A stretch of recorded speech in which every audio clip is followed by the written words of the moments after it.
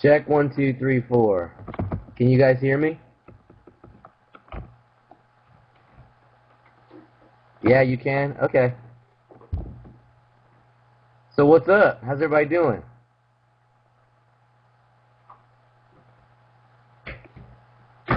Oh, I missed you too.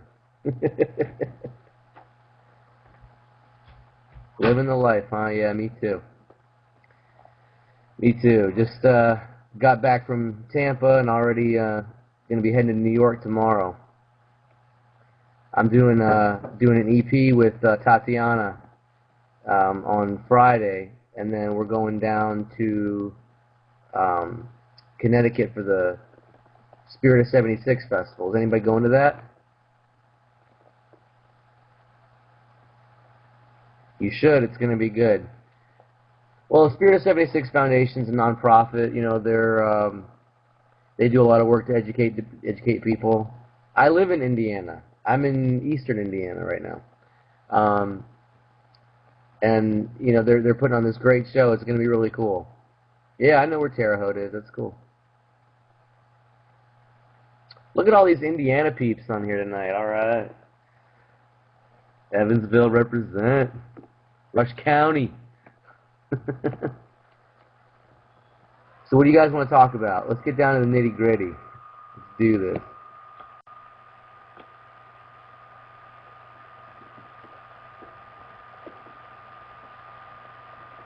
Chicago. Future of the movement.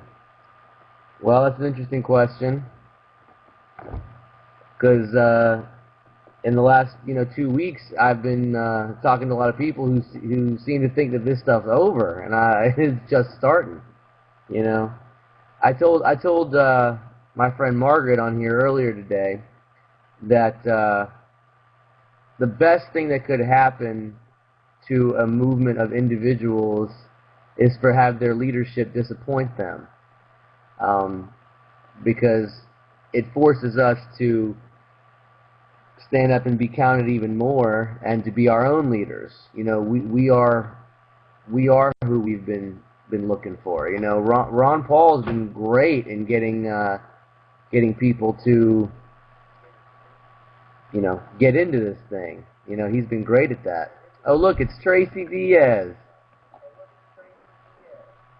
Do you have audio, Tracy? Can I hear you? What? There you are. Can you hear me now? Can you hear me now? I can hear you, darling. I was wondering if somebody was going to moderate. Keep talking. I'm sorry. I just been talking to my friends in the chat room. I had to go to the bathroom, so I was a little late. Oh, no excuse, Tracy. I'm sorry.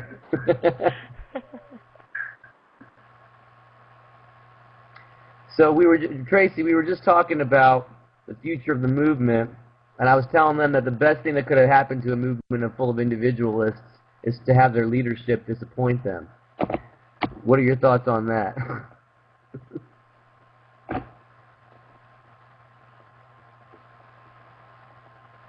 Oh, can you hear me? I can't hear you. It looks like you're freezing up. Give me 1 sec. I'll be right back. Continue talking. Bad brother. Okay. That's right, John Plasterer. We need to be our own leaders, and it's like that. That's in so many of us, and I think it's time for us to stop putting it all on Ron Paul to fix. You know, he's just a guy, who has an idea, and it makes sense for a whole lot of people, and it made sense to me before I'd ever heard his name, and it just made me feel good that there was at least one person in that corrupt fascist institution in D.C. that was an exception to the rule. And he's done a lot for me personally, and a lot of people know who I am because of this movement, and that's great, And now he's taking a back seat. He's letting us run with it. So I'm pretty excited about that. Future of the movement too is the whole I am Ron Paul thing. Yeah, absolutely. People awakening and uniting in liberty. I mean, that's where it's at. I'm I'm writing a new album that's kind of taking taking what I do a step farther, and it's a little heavier than the last record. Even though the last record was pretty heavy, anybody who has my Liberty album, I would probably agree it's fairly heavy, both subject matter and music for a lot of it. This album is gonna take things a lot farther.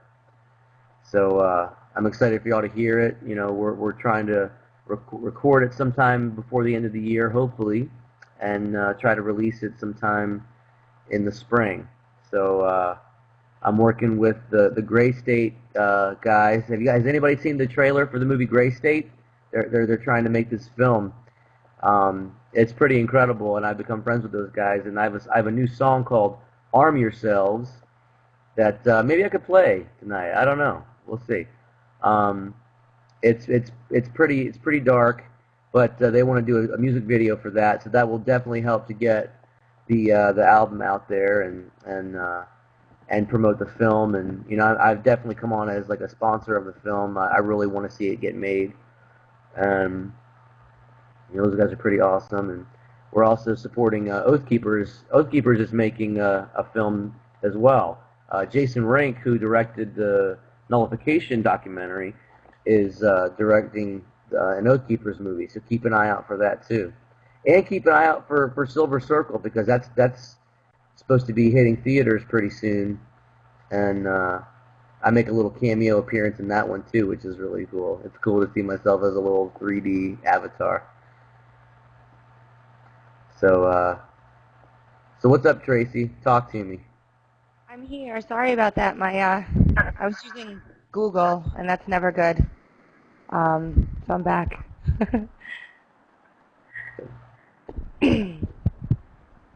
Okay, so people want to hear like what's next. Where do we go from here? Hmm. Well, we keep organizing. We keep educating. We keep doing what we're doing. You know, one of the things that a lot of music industry people always told me back in the days when I gave a shit about that was keep doing what you're doing. But they were totally right. Because to continue doing what I'm doing, continue to write songs, continue to tour, put things out, and keep making fans and just hitting the pavement, that's what it takes. And you know, we have to do the same thing here too. We need to keep supporting liberty candidates. We need to, you know, continue to support organizations that fight bad legislation, and you know, just keep changing the political landscape by exercising our rights and you know, making examples of these pricks who are trying to, you know, usurp our liberties. You know. I'm taking a strong look at Sons of Liberty and the 10th Amendment Center. Oh yeah. Yeah, I really feel like there's more of a spiritual thing happening here as well that needs to be definitely taken note of, and people need to embrace it if they're kind of conflicted about it. And so that's what I'm trying to take a look in that direction. I'm not going to stay with party stuff personally. I don't think it's effective. That's my personal opinion. So local activism is for me. What you mean, getting involved in politics isn't effective? Yeah, I mean, Yeah, I'd agree with that to a point. I mean, you know, if you're gonna, I said in a post the other day, if you're gonna validate a corrupt, you know, and ultimately failed system, you know, then you just, I mean, do your best. If that's how you want to try to affect change, then that's, you know, that's on you. I mean, for me, I much prefer standing on the outside of it and poke at all the rotten sore spots, you know, trim some of the fat off, and help people to see how it's all rigged. But I think you bring up a good point about the 10th Amendment Center, Tracy. If anybody hasn't checked out the 10th Amendment Center, my good buddy Michael Bolden, yeah, Jordan Page the Butcher, I like that. Yeah, the 10th Amendment Center is a national organization, and they're doing a lot of great stuff. And you know, nullification is a very powerful, very real tool that we can use to undo a lot of the things that have been done. You know, nullification was a Jeffersonian era concept. He wrote about it quite a lot. And there's a great book by Tom Woods that everyone should read called Nullification, Resisting Federal Tyranny in the 21st Century. Yeah, I love Tom Woods. At any given time, I'm reading anywhere between 2 and 4 Tom Woods books simultaneously. But yeah, we need to nullify the NDAA. We need to nullify the trespass bill, the FAA bill they just passed. I mean, there's the Patriot Act. There's so many unconstitutional federal actions that need to be nullified, and it's all about getting your state legislators to grow some balls and and really stand up to the federal government and show them that if you're going to validate an arbitrary geographical area and call it a state. I live in the state of Indiana, for example. The people do elect leaders, and you need to encourage your leaders to start seeing the sense in it. I mean, and a lot of states are nullifying laws. I know in Rhode Island, a gentleman I met from Rhode Island actually wrote the NDAA nullification bill. That it didn't pass in Rhode Island, but about like 13 other states used it, and they are getting somewhere with it. Yeah, so they're getting really far with Obamacare as well. That's one of their main ones. I actually have Michael Bolton on with me and Gigi tomorrow night. So tomorrow night at Liberty Chat, he'll be on with us talking about nullification. It's not Michael Bolton. It's Michael Bolden. And Michael Bolden and Jason Rink are behind the Nullify Now tours that go on. He's a really knowledgeable person and really funny, and I encourage you, if you guys ever put any events on, to get in touch with him and have him come and speak, because he's really, really amazing, and he's doing amazing work all over the country. He's featured quite prominently in the Nullification movie that Jason Rink did. It's really an incredible film and kind of the definitive work on the subject. That and the book by Tom Woods are, I mean, other than Jefferson and Madison's writings, I would say are the definitive work on the subject. And everyone in this movement should get familiar with this.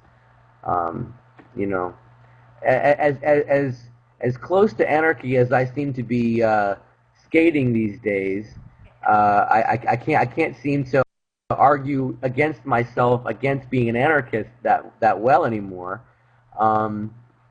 But again, if you're going to fight within the system, if you're going to face the fact that we do have an oppressive regime to take down, that is a very real and effective way to do it, and people are having success with it. So definitely check out the 10 Amendments there. I'm really glad you brought that up, Tracy, because that needs to be talked about.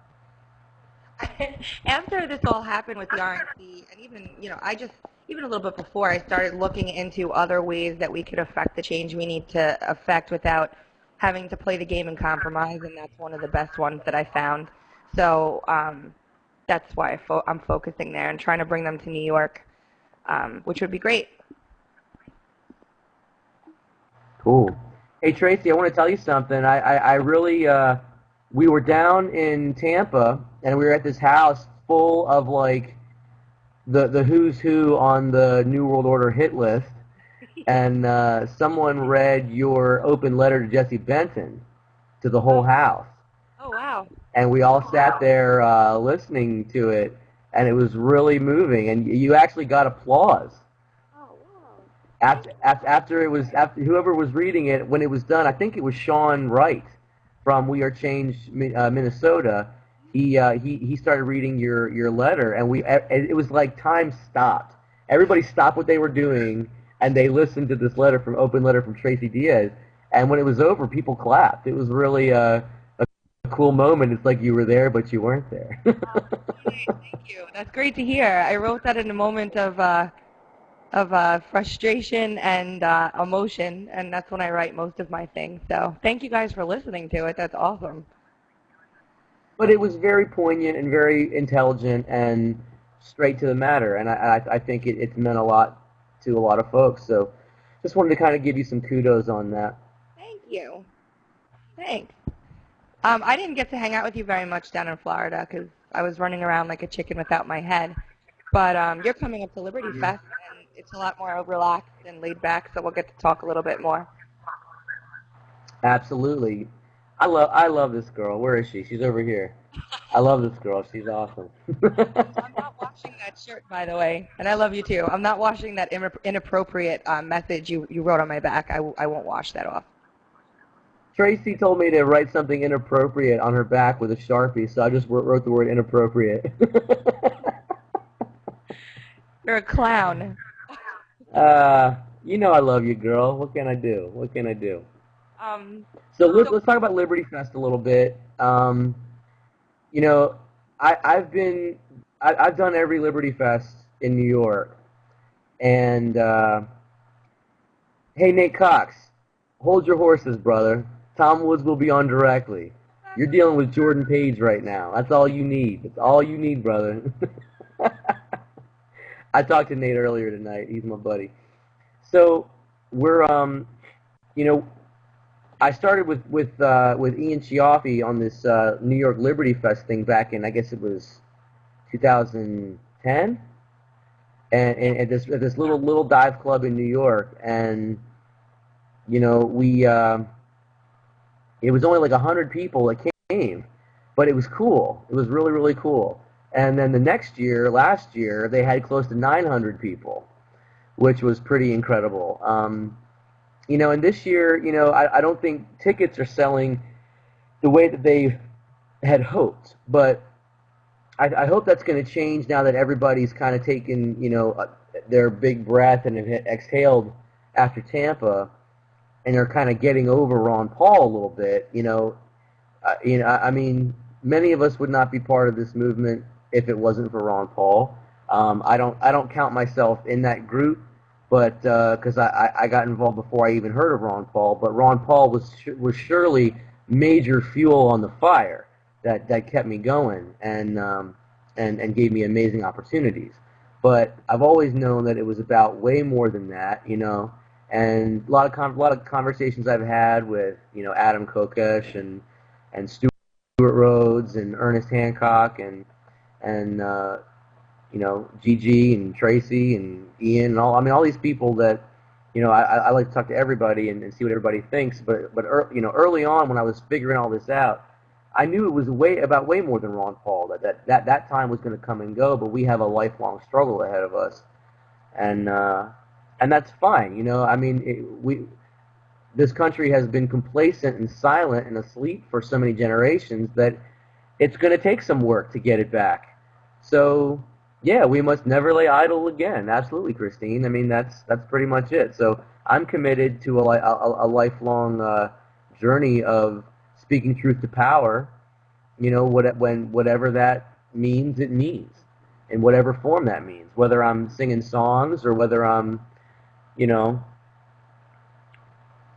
I don't know, tearing down the system or starting a new one, you know, or just rendering the one that exists obsolete and just kind of turn my back to it and you know, just practice self-governance. I mean, whatever it's going to take, you know, we all have to be examples to the folks that don't get it, number one.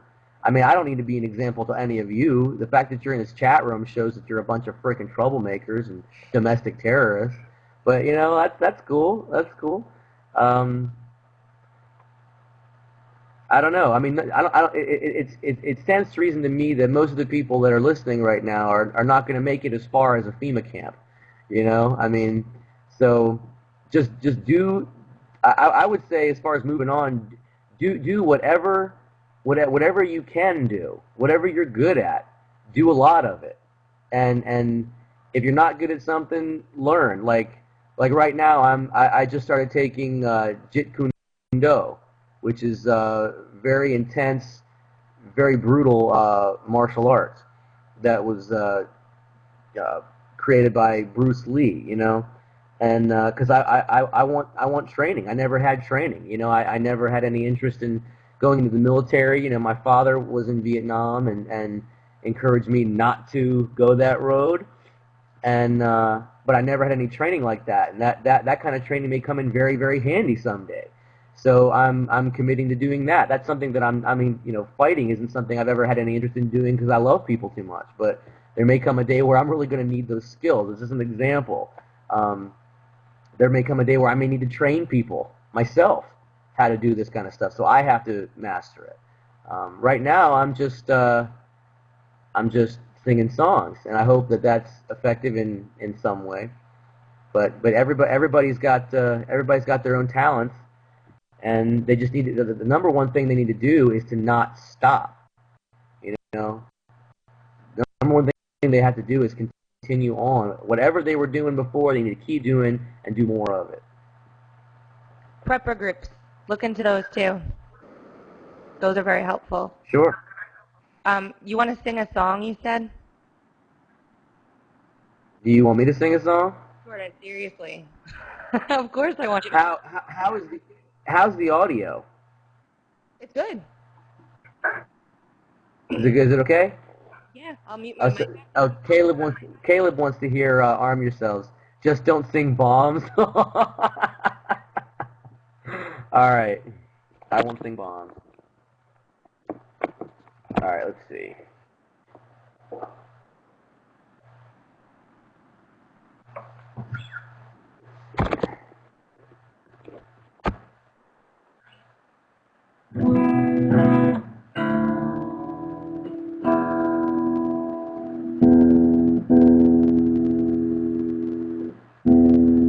All right, so this song, this is like a brand new song that is I've played only a handful of times at the events of of last week, and people seem to like it. You know, I've had a few people tell me that it was really disturbing, but I don't think it's so disturbing as just kind of grimly appropriate. But it's there's two parts to this song. The first part is obviously called "Arm Yourselves," and the second part is right now it's called Act 3, and it's a battle scene. "Arm Yourselves" is the build-up, and then Act 3 is the kind of the explosion that happens after. So I'll play you "Arm Yourselves" and a little bit of Act 3.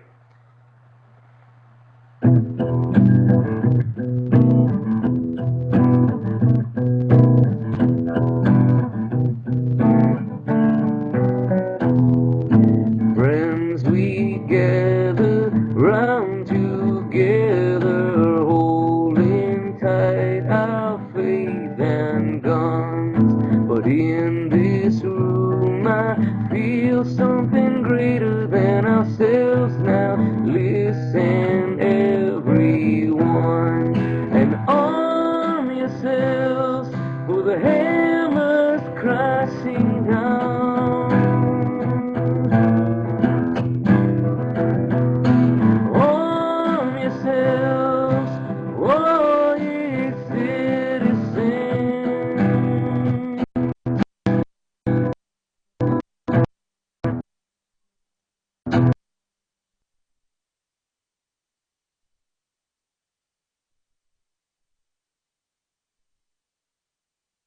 We're putting together some stuff for everybody so it makes all the information concise. But in the meantime, if you're interested, you can write info@tatianamoroz.com.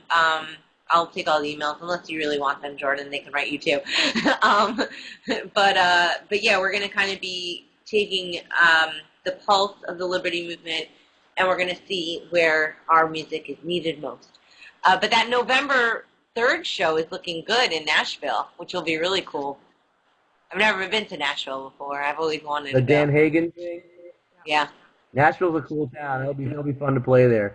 There's a guy in the chat room here, Wes, says he has a venue, so he needs to expand on that. A 42-acre music festival site. Interesting. Nice, I like it. You need to email Tatiana and give her the details on that. Maybe we could have a big Liberty bash. Sounds like a plan. What is it? Info at what, Tatiana? Info at...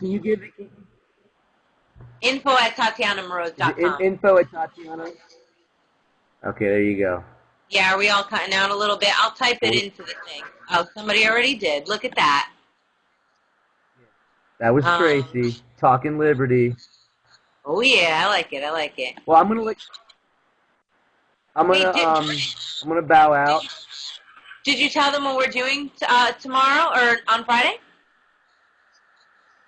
I did. Yeah, I'm coming to New York to hang out with my beautiful counterpart, and we're gonna record some old songs and just to kind of have some fun at her studio, and yeah, it's gonna be a good time. And then we're gonna be heading down to we're putting together like a 3 or 4 song EP, so look out for that coming out soon.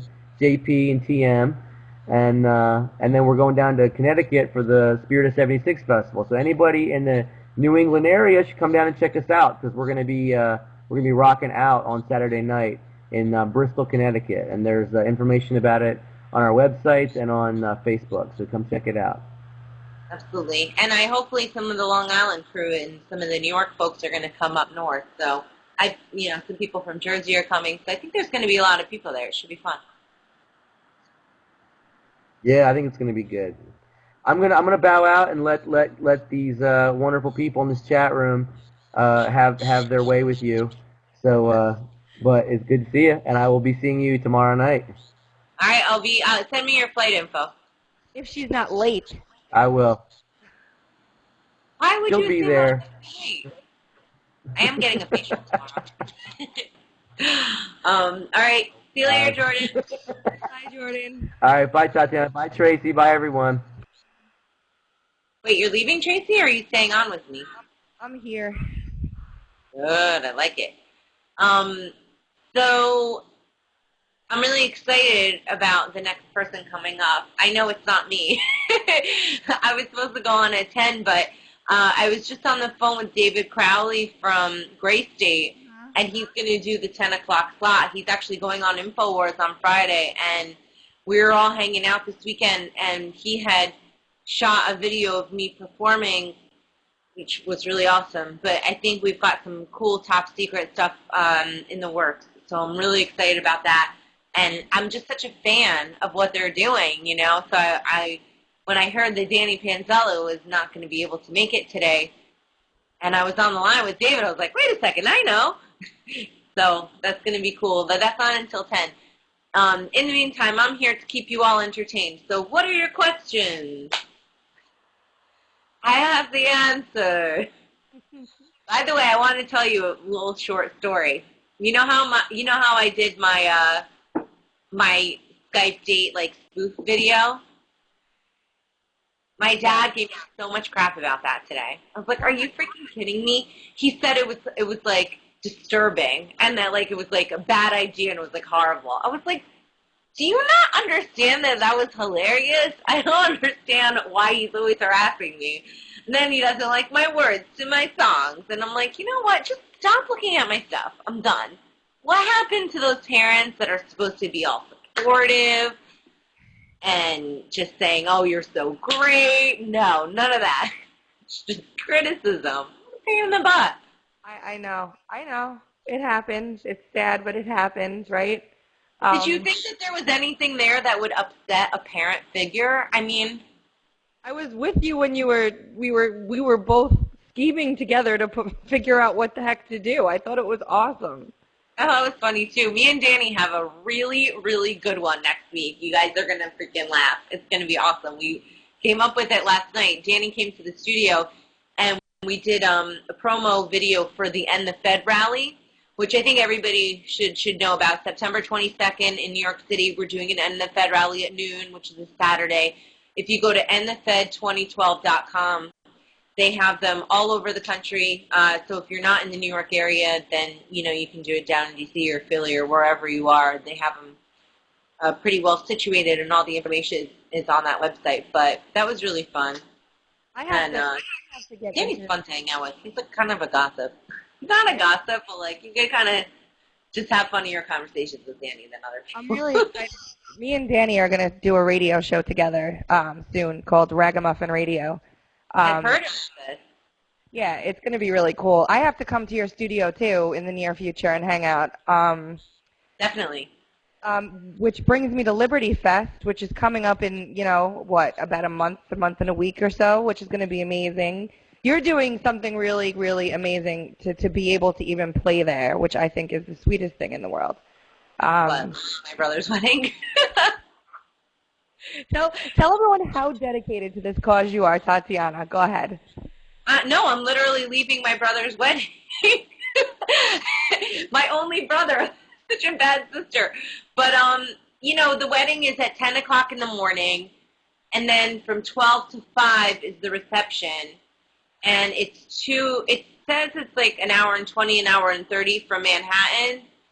So I figure if I leave at 5, I mean, I'm not going to literally leave it early, but I'm going to miss the after party. But who's going to be partying at that hour? You've got 7 hours of, going bananas.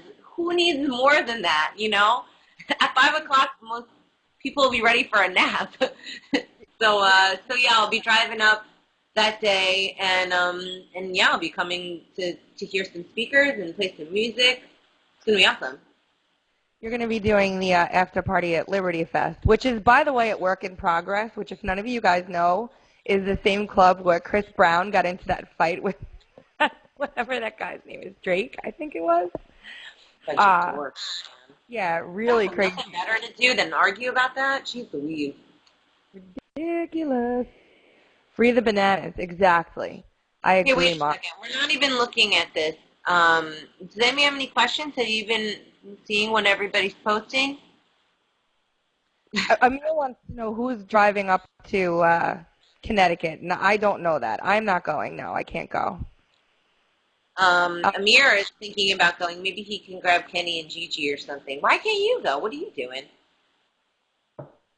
It's called a husband.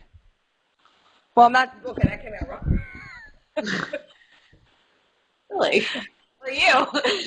Ladies and gentlemen, maybe you should ask Tracy some questions. The secrets to keeping a good marriage.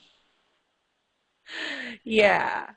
I'll try. I mean, maybe I can get out of, what time is it? Is it night on Saturday?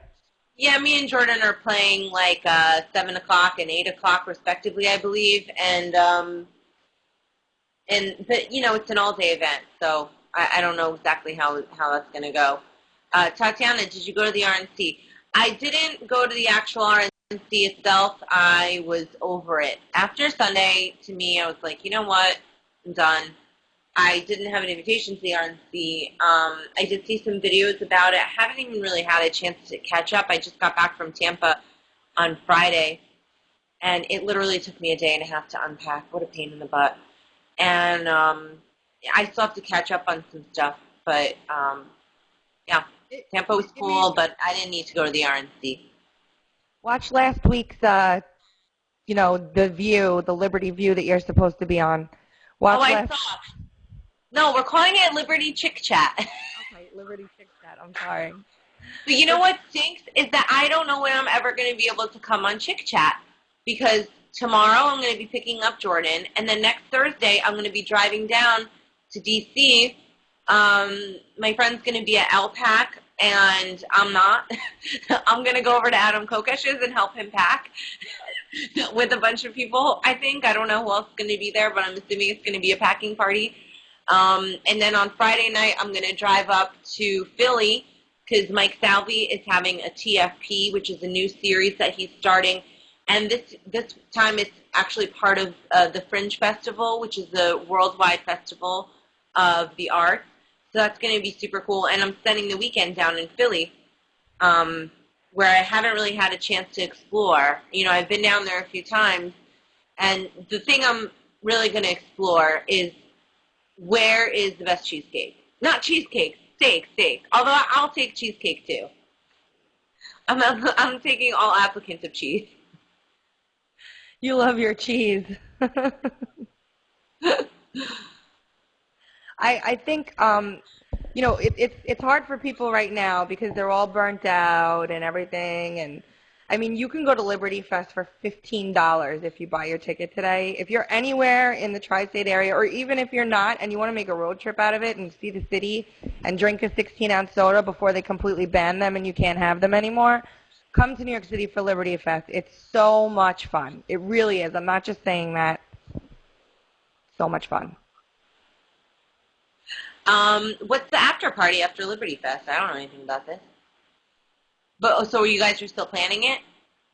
We don't. I mean, I don't know if it's planned per se. I think it's just let's all go here.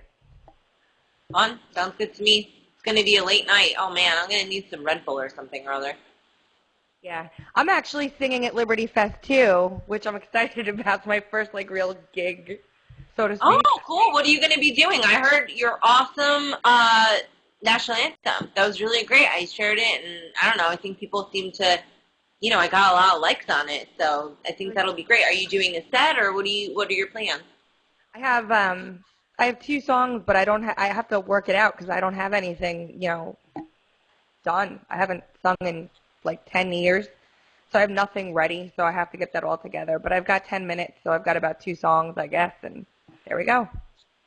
Wow. So you have to get tracks. Are you doing original music, or are you doing I'm going to do covers because I don't have original music and I have no other choice right now. But hopefully, if I'm well received, I can maybe jump on a tour with you next year. There you go. Well, I wanna link you up with some of the guys at my studio, but I haven't even been at my studio, and I seem to be firing everybody lately. It's like everybody, I'm sick of you all. It sounds so mean. I feel the same. Is it that time, Tatiana? Is that why? No, but. Because, I've been sick this week, so I've been a little bit crabby. A little bit is maybe a little bit of an understatement, but there's been a lot of really great things going on this week. I found out that I'm going to possibly play some Gary Johnson gigs, which would be awesome. I'm really excited about that. I know some people are going to have freaking conniption, so you might as well find out now, guys. Get all your anger out on that wall. I feel Mind of Reason says, I feel I'm on the Liberty version of The View. You are, except we're missing Gigi and some of our other guests. I know a lot of women that want to be on that show, by the way. Well, we need them. Totally. Yeah, it's going to be fun the more we do. Definitely. So, yeah, someone asked you earlier how you were going to vote. Now, if we follow in the footsteps of Sheriff Mack and Peter Schiff and all of them, I don't know. It's up to you if you want to divulge that information. Oh, I'm happy to. I'm not 1,000% sure, but I mean, I can't imagine why I wouldn't vote for Gary Johnson. He's the only normal one out of the 3 people there, and there's a couple things that I'm a little not that enthusiastic about with his platform. I think you could take it a step further, but overall, what I really like about Gary is when I read his personal story about how he went out and he went door to door and he was a handyman, and then a few years later he had 150 employees. So he's a self-made businessman. He also at one point saw that he needed, he took a time management class, which sounds like such a stupid thing to be impressed with, but to me, somebody who's willing to take the time to improve themselves like that has discipline as a person and deserves my respect anyway. I mean, he does a lot of triathlons. I believe he climbed Mount Everest or something. I don't remember. But, oh, God. Bless you. Sorry. Yeah, so, I mean, I like Gary a lot. Obviously, the Ron Paul thing isn't working out. I don't know why people are still thinking that he's going to run third party. I mean, I guess it's possible, but he just seems really tired and he's over it. And I think that he needs to hang with Mrs. Paul, have her cook some stuff for him, go on his bike rides, and do what he does best, which is, inspire us. And now it's up to us to kind of take over. And I think that Gary could take up that mantle. I mean, the likelihood of him winning is very low, but I guess some people feel that you need to vote for the lesser of 2 evils because we want to keep out Obama. And there's something to be said for the fact that the first term of a presidency, they still have to keep themselves in check somewhat.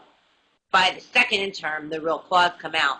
So, you know, I guess Mitt Romney would be the better choice because of that. But at the very least, if you're confused and you're listening to me on how you should vote, which you shouldn't listen to me, you should make up your own mind, is something that Ian said, which is if you live in a state that you know is going to go blue or you know is going to go red, then vote your conscience and vote Gary Johnson.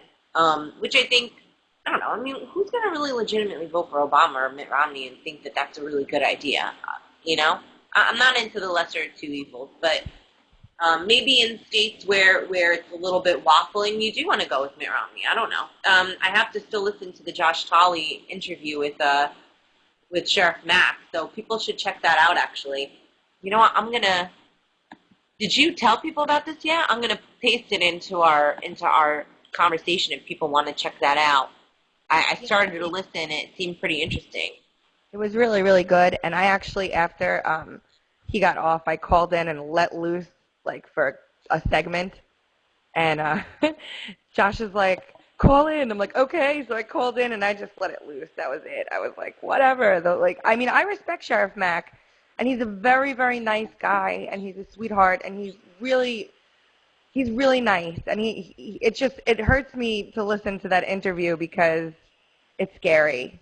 Well, I haven't listened to the whole thing, so I can't really comment on it. But, you know, look, man, everybody's entitled to their own opinion, right?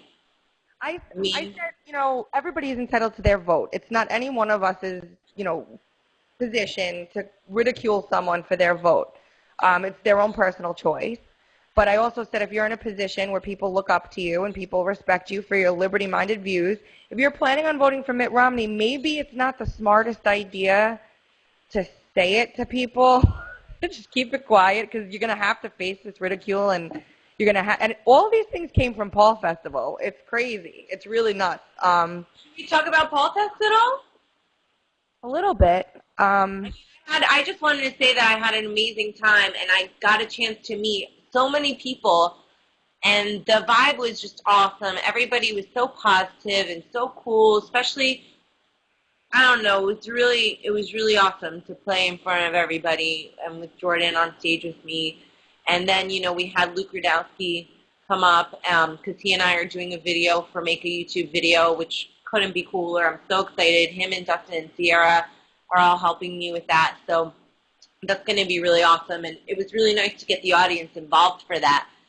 So, I don't know. I just want to say thanks for having me to everybody that was involved in Paul Fest. I had an amazing time. I know that there was some strife and some drama going on, but that the Liberty Roundtable was unbelievable. I think Sean put that together, right? Yeah, Sean put that together, and I was, you know, just thrilled to be sitting there with everybody too. And I was sitting right next to you. Yeah, you were. You were all right.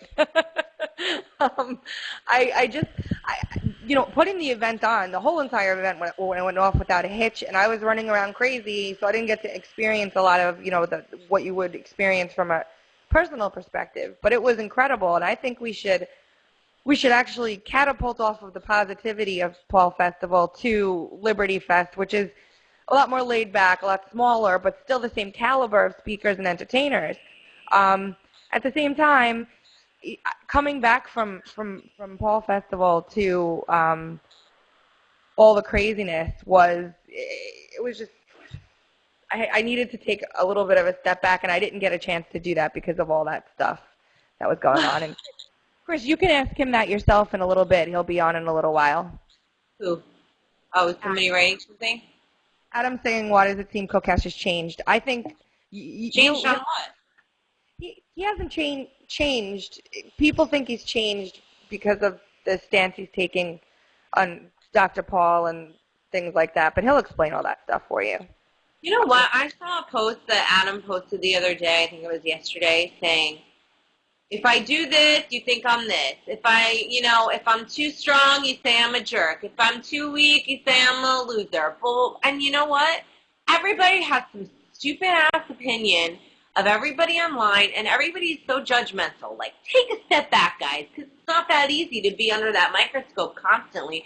I'm not saying that you shouldn't be under that microscope, but I don't know, man. People are really judgmental, and I know that a lot of people in the movement are Christians, right? Aren't you not supposed to be judging people? Isn't that part of the tenets? So, I mean, everybody's flawed. Everybody's got a mood. Maybe one day they're like this. Maybe, I've been through a lot in the past month or whatever. And I think that we've all gone through a mourning period and a feeling of loss, which is sort of like that phoenix rejuvenates itself thing where, now we're blazing birds, but it takes a minute to pull yourself out of the ash and weep for that moment a little bit. Not that Adam's weeping. I might be. But, it's been like a little bit rough, and I think everybody's got to take it easy on each other. It's really difficult because there's been a lot of really frustrating stuff. And even for me, I wrote that Same Side song, and I was like, this song sucks for a hot second. I was like, we're not all on the same side. But you know what? We are. It's cool. Families fight, and that's what we are, a Liberty family. So I hope that people can kind of look past the BS and get their boots on, because we've got a lot of stuff to do. Everybody has their critique. I mean, I'm not anywhere as big in the movement as Adam is, but I handle it on a daily basis myself, and I think that if people thought about the theory of liberty before they open their mouths, they may not say half the things that they say to hurt someone else and to chastise someone else. But we'll get there, right? We'll get there. It's just I'm not worried and that's why I'm excited to be helping Gary with his campaign. Even if I don't get to sing with them, I'm cool with supporting him, because it's not about Gary. It's about everybody learning about liberty, and he's a great vehicle for that. Even though he'll be marginalized, just like Ron Paul, probably more so, he's still going to be able to reach people. He's still, speaking at colleges and touring all around the country. So even if he's not perfect, guys, like, he's on our team, So maybe we should support our teammates. I don't know. That's my 10 cents. I know some people get all angry and whatever. They can keep that to themselves.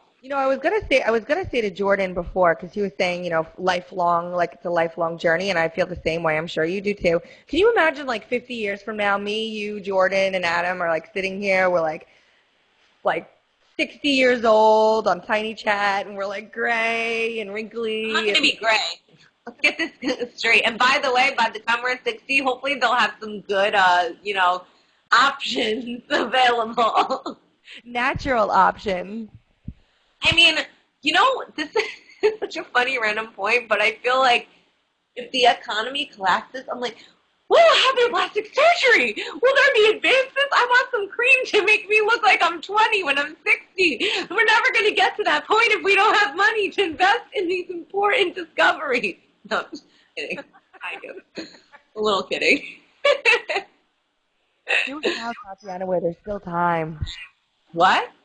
Do it now while there's still time. Oh, no, I don't need any work. Come on. I was just addressing your silly points. That's all I was doing. So we're going to be, oh, gosh. You know what? This is my treatment. Who cares if you smoking DMT? Everybody's just, crying about that. No. Think about all the bad things that people do on Wall Street. Like such dirtballs, You when you texted me that the other day, I laughed my ass off. I was like, wait, what did I text? Oh, wait, no, I don't remember what I texted you. You said all the guys walking around in the city are such losers. They all look crew cuts and they're all... Totally, man. It was like a dork fest of people that just work in finance. Like, come on, guys, stop serving the devil. But whatever. There's some nice people in finance. That's actually kind of messed up, but I guess I would just like to see people not work for anything that's contributing to the detriment of mankind. But I guess that's me being judgmental, too, so what the hell do I know? What am I, so freaking special? Anyway. Which of the Gray State is coming on? I don't remember who you said. I'm sorry. David Crowley, the director. His partner Mitch is really awesome too, and I think that they've got a third guy. I believe his name is Danny. Mm-hmm. And I actually think I met him down in Bilderberg. But yes, David's going to be on with us, and he and I were just talking. I saw his trailer. The work that they're doing is just unparalleled. I mean, there's so much great work and so much creativity inspired within this movement, but what they're trying to achieve is a new standard. So I really hope that people can look at their project. They're going to need to raise a lot of money by the end of it. But right now, what we could do is, people can donate to them on Indiegogo, and they can also, I don't know, like share their stuff. Why am I plugging that guy? By the way, screw Gray State. Tatiana Moroz is also doing an Indiegogo soon. If we want a Liberty Fest, we should promote that, actually. What? Liberty Fest. If we want a Liberty Fest, we should. Well, everybody knows that Liberty Fest is the only freaking cool event coming up. No, I'm just kidding. There's a lot of cool events. But Liberty Fest is the king of all events coming up. It's going to be amazing. That was my first Liberty event last year before I knew anybody. I remember walking around thinking, I should be playing this place. And then I don't know. It was a cool day. I was there with my friend John and Kasha. But yeah, so what's the deal? People can get these discounted tickets until the 15th, right? I'm sorry, for $15. Hey, David. You look very scary in your dark room. You look like the voice. Oh, yes. It's broken into my apartment's community room because they don't let us in without like a $65 deposit. Oh. Whoa. We met each other, David, down at Paul Festival. I was running, but I met you for about 5. Yeah. We did. We were at the round table together. Yeah. It looks scary. Hey, David. I have more faces if you want. I know. You look like, you're coming to us from the darkness. It's very appropriate for your movie. Well, I wanted to ask I planned this whole thing, too. Do you care if we show the trailer real quick? Because some people haven't seen it yet. Yeah, actually, I was going to post the link in the chat real quick. No, I think we should watch it together. I want to see it again. I will play it right here. Go for it. For everybody to... Hold on. Uno moment. It's really awesome. It's like really awesome. Yeah, it really is. Here we go. Everyone mute your mics, please.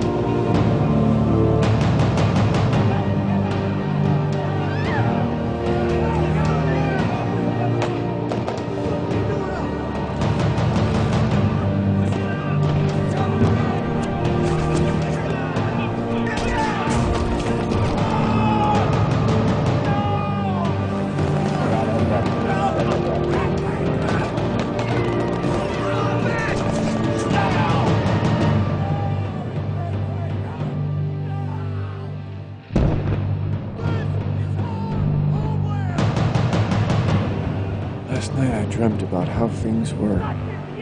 Of every enemy of the state! And then I woke up here.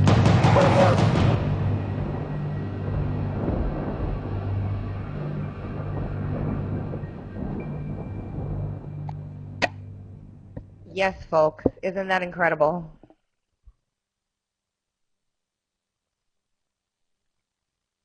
So, David, why don't you kind of educate some of the people in here that are now just floored about what made you come up with the concept, what made you start the movie, how did it all come about? Well, the way I usually put this is once you start to hear about these things, like what you saw in the trailer, like RFID or UN troop presence on our streets or martial law or police state, it becomes everyone's prerogative to act within their own capacity to get this information out. And myself as a filmmaker, that's how I can operate. So what I've tried to do is condense this information into a palatable format that I can extract a human story from it. So this is just this trailer is more about getting the visuals across because that is what draws you in first of all. But rest assured, it's not just like a snuff film. It's not just a movie about martial law and a bunch of crap that happens to people. It's actually a human story that takes place in this very destructive environment. It's awesome. I mean, it's scary, but it's not out of the realm of possibility for those of us who are aware of things that are going on. And I actually spoke with you and told you about how I showed it to my husband, and he was amazed. And I said, "This is what I'm telling you about every day." And he was like, "I have to see that. It looks like it's going to be incredible." But as an aside, he said, this could actually happen? And I said, yeah, it's factual stuff. It's crazy. Well, the thing is, we're not immune to the rhythms of history, and every empire on Earth has fallen at some point. And it's like, just because we have this American brand, like we think we're immune to these things happening to us. And it's our own negligence and complacency in the matter that actually causes these things. And that's what makes these things possible. So absolutely, it can happen. Is there going to be a theater release, people are asking? I hope so. That's up to you guys, because you guys all know that these are very contentious ideas, and there's no way that a Hollywood studio would pick this project up. So this is just made, literally, this trailer is made by myself and my partner, Mitch Heil, and it's out of our apartments using our own equipment, out of a $6,000 budget. So what we can do is we can use this as a marketing tool to try to approach those studios or investors or whomever who's got some money to fund this thing, but if we can't get the funding, it won't happen. So it's basically it's up to you guys to get this message out, get this trailer seen, and go to our Indiegogo crowdfunding campaign, and you can pitch in $5, $10, $20 or whatever, and that's literally how this thing is going to get done. So go to indiegogo.com/GrayStateMovie and check out the things that we're offering, like T-shirts or posters or whatever, but it's all going straight to the film effort. How much will it take in total to actually produce the entire thing and get it done? Well, it's a real movie. There's no cutting corners. It's going to be $10 to $25 million to do it, and that's going to take a studio or investors, and it's going to be a long haul to get that money involved. But the first step is that we got to hire an accountant, we got to hire a lawyer, a marketing guy to actually get this trailer seen by the right people. And that's going to take our first push of like $50,000 just to create like an actual business model. Something that most people in this movement don't do is like try to make money. And if you're going to actually succeed in anything, it's got to be about profit and gain. I mean, that's the essence of capitalism, free market societies. And so it can't be about charity. This isn't like I'm looking for freebies. I'm looking for people willing to donate their time and effort and energy and stuff. I'm not looking for that. I want to pay people, so we got to do it the same way. It's going to be a Gray State LLC. We got to do all the groundwork, have a legal framework set up so we can accept investors, and it's got to happen like that. That's the only way it's going to, it's basically a Trojan horse into mainstream media, but to get there, to get that horse through the gate, we got to play by their rules for a while. The message will still be embedded, though, rest assured. They got Armageddon out there. They got 2012 out there. Why can't you just position it sort of like that? Armageddon and 2012 were misinformation. I don't know, at what point did the Mayan prophecy become about the end of the world? I mean, what they say is it's a transition, so the second people see 2012 and it's a dumb movie, they're going to associate that with whatever they hear subsequently about 2012. So they're going to automatically discredit these things. Bruce Willis was in that Armageddon movie, so that can't be real. Gray state is not about misinformation. It's not about dumbing down the message. And so that's why, I mean, anything with any remote smidgen of truth to it, Hollywood is going to try to shut down. I mean, there's a very real possibility that a producer could come in and offer me $10 million for the script just so they can put it on a shelf and it never gets seen. And that's something that we're definitely trying to avoid because the message is very important. And if the second we yield any bit of creative control to anyone else, they're going to try to dilute it.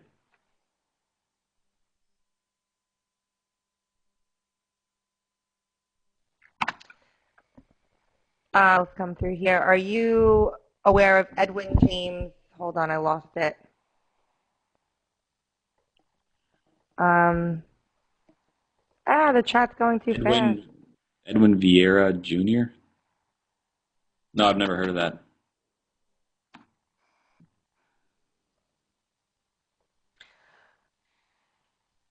So you need $50 million, but first you need $50,000. I don't know about 50 million. That's pretty expansive, but at least a couple million. I mean, I could shoot the film on a $100,000 budget, but I don't want to because that would start to forfeit a lot of the scale and power that we could achieve with the bigger budget.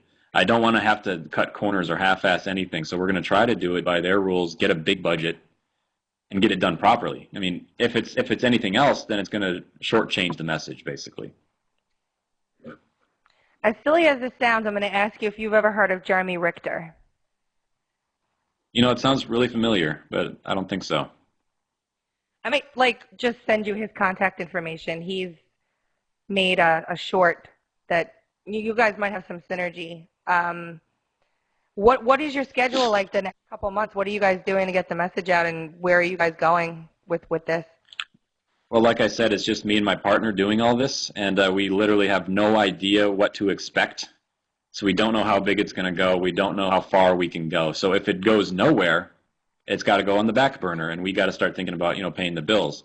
However, we're doing Alex Jones's show on Friday, and that could be a big boost for us. So if we get some big attention and it takes off, we could start production tomorrow. I mean, it really is that fluid. I really have no idea what to expect.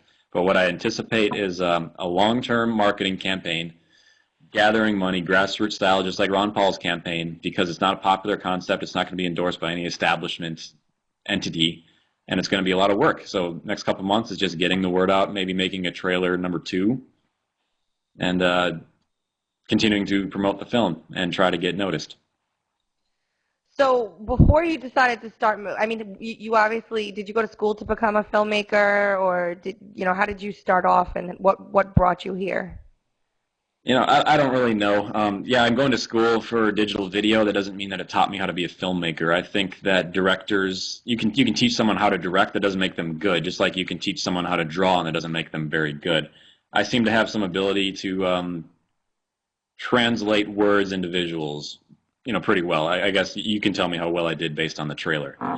But I have no real formal director's training behind me. But that doesn't mean that I'm going to be bad. Spielberg didn't go to film school, for example. So I'm trying to get a sense of your age without asking you. I'm 27. Okay, I'm just curious, Tatiana. I don't know much about David, and I'd like to know a little bit more about him, and that's what this is all about. So. Yeah, I'm 27. I joined the military right after high school. I served for 5.5 years, and I went to school as soon as I got out, and I'm about to graduate next month. Cool. That's awesome. And where do you live? Are you on the East Coast? Yeah, I'm from Minnesota. I was born and raised in Minnesota. I've been around the world a couple times, and I came back. Real exciting. Minnesota's not good? Have you heard of anything good coming from Minnesota? Isn't Matt Larson from Minnesota? Who's Matt Larson? Matt Larson 10. Go Ron Paul. You never heard of him? No? Okay. I know one of those wrestlers, like Brock Lesnar, I think, is from Minnesota. I don't really know. Brock Lesnar. I love him. Okay, how about this? I'm from the same hometown as that Owl City guy. I actually knew that guy growing up. That's my claim to fame. Awesome.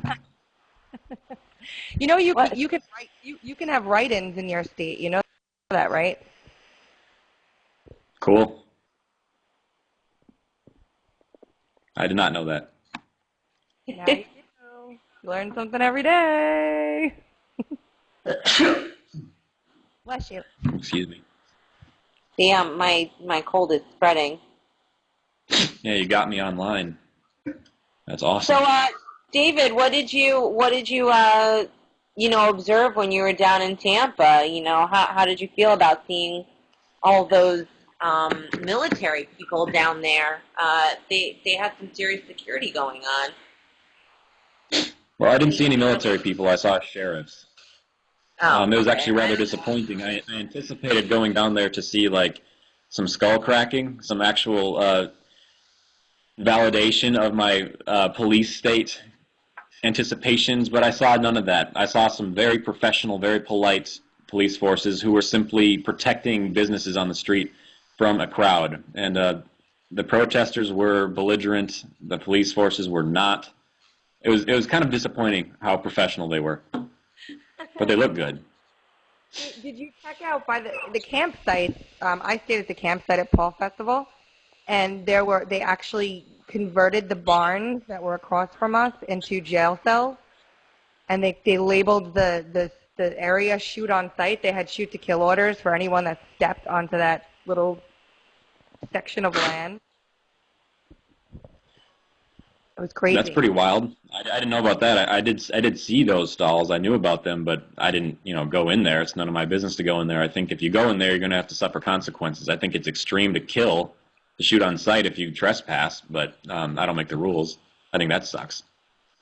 They even actually had one of those tanks with the sound boom on it to disperse protesters with sound.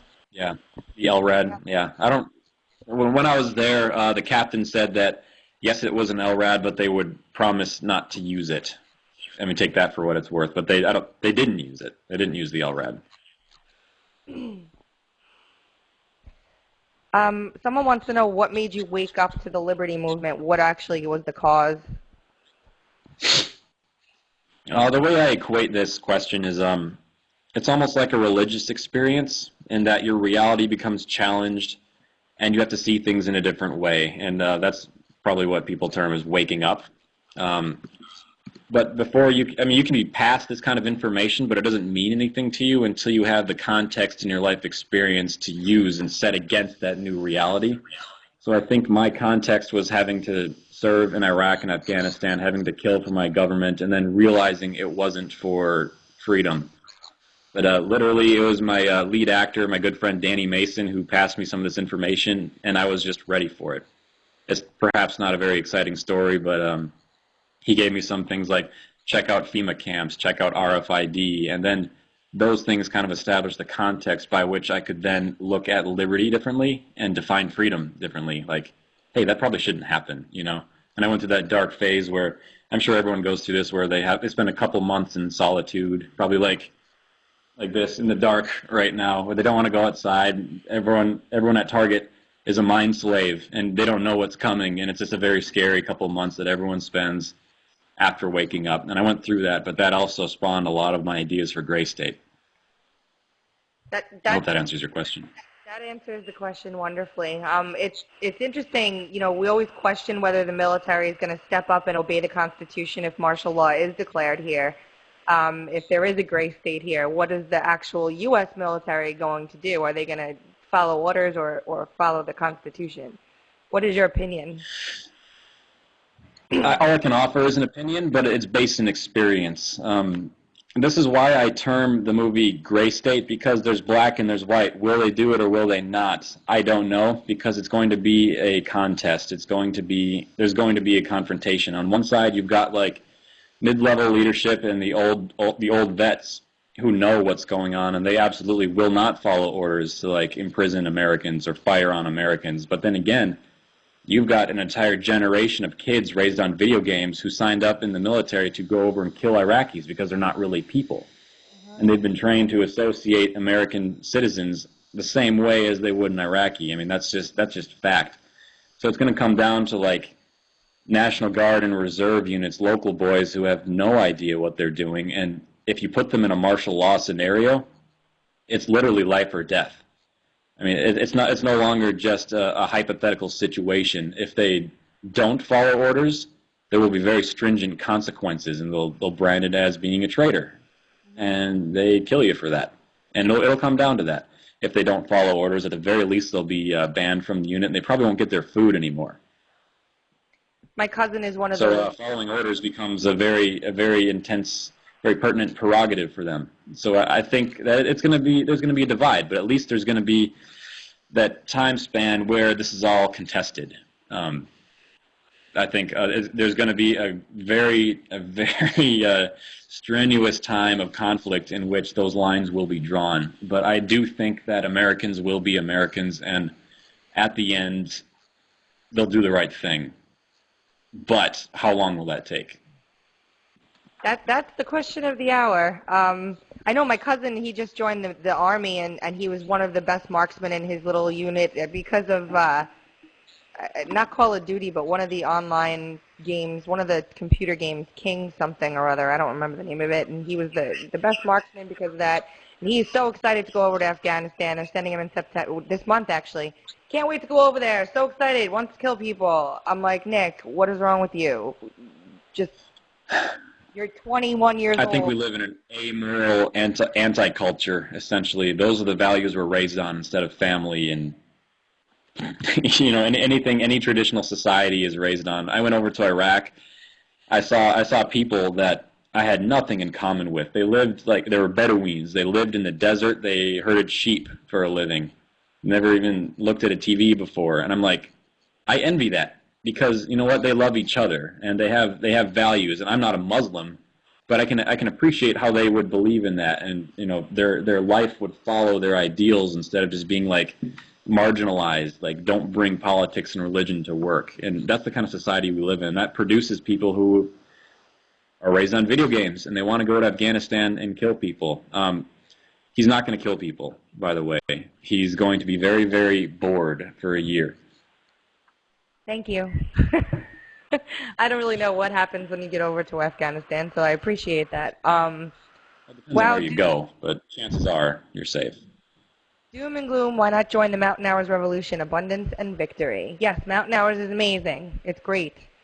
I agree. I've been pumping Mountain Hours basically on a daily basis. I'm blown away. Wayne, are you coming to Liberty Fest? That's what I want to know. I keep telling everybody that we should have him there. If I had money, I'd fly him out to New York so we could just do a conference and a training session with everybody. Maybe we could... You don't need to fly everybody out. Can we have Wayne on Talking Liberty one day? Sure. And have him kind of talk about how people can bring it to their own town? I would love to see that. Of course we can. Of course, definitely.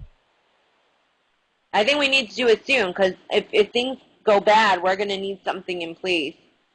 I don't know. I would tune in for that. Yeah, let's do it. Gigi would I be expected Wayne to be showing some enthusiastic response, but I don't see him over here. You guys should do more than one show. I drank a glass of water, and I have to use the ladies' room, and I'm here for 3 hours, so you take over for a minute. I'll be right back. Thanks. I'll be taking over now. So, David, talk a little bit more about yourself. No? Should we tell them about me? I have bad fashion sense. I have very little social life to speak of. Yeah, well, we were talking... Yeah, that's a good idea. You start. What? What's a good idea? I'm confused. Are there questions? I don't know. I'm looking for questions. Guys, you got any questions? Do you have AD? Oh yeah. Why don't you tell them about what we're working on together? I don't want to reveal the secrets. I want you to tell them. Because I don't know what we're telling them. Because we don't know if the other thing is confirmed yet. Either way, hopefully me and David are going to be doing some music videos together soon. So we'll be raising money for that, and I'm going to be doing my own Indiegogo campaign to come up with a budget for my next album, which is going to be really cool. And then hopefully I'll come and play out in Minnesota. What's up, Tracy? I'd come see you, at least. I have like 3 people in the audience. No, I think Minnesota loves liberty, right? I mean, I feel like a few people are from over there. And didn't Hey, Minnesota had the majority for Ron Paul votes during the RNC. That was exactly my next point, what I was going to say. What part of the movie are you most excited to it was. know? We have like 30 votes or something. 33 for Paul, 7 for Romney. Yes, and when the lady goes up there, Minnesota, Romney, 2. Whatever it is. Romney. She's got to do what she's told, otherwise she won't be able to afford any more Botox. You know what? I didn't want to go there, but I really do want to trash talk that woman. Well, who is that? Tracy's doing an impression over there.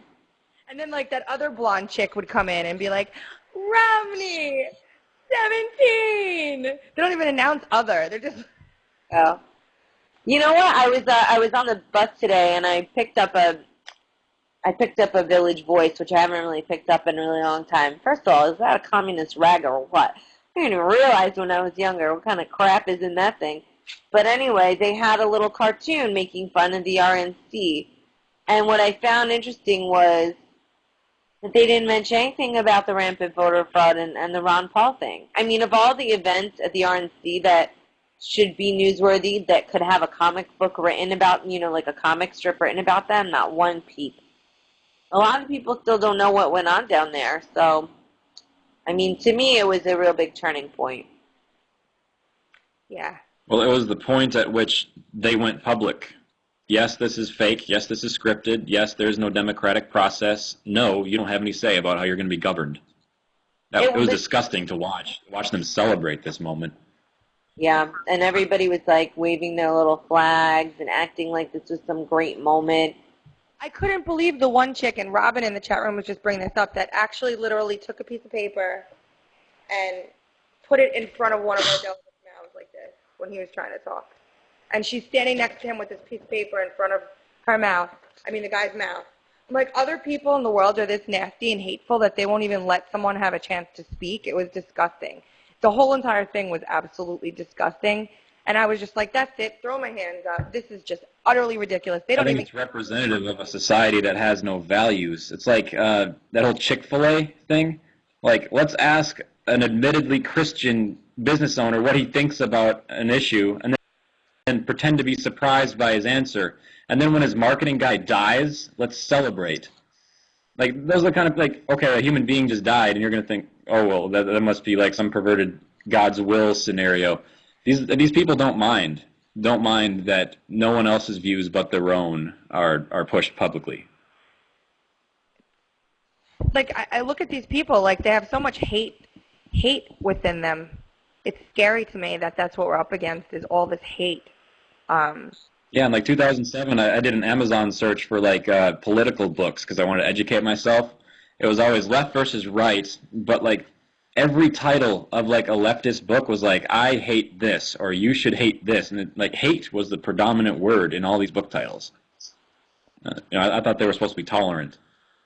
It makes me laugh the way the two-party, like, I am friends with someone who runs a very, very super ultra-conservative foundation with a lot of followers. And all it is Obama, the Democrats, the liberals, divide, one against the other, one side against the other side. Instead of looking at the actual core of the issues, it's just about dividing people, getting them to hate one another in some way, shape, or form. So, that is the essence of the Hegelian dialectic. That's the paradigm we participate in. You can't see the solution until you step outside the box. And if you think that Romney or Obama is a solution, you're still in the box, and you don't know what the issue is. All you can do is distract people from the issue by, wait, this is what you think? You're a racist. You're a terrorist. And then they can push the issue off onto other things. I think that we have Tom Woods coming up now, guys, in about a minute. If David, if you want to give a final thought, and thank you so much for coming on.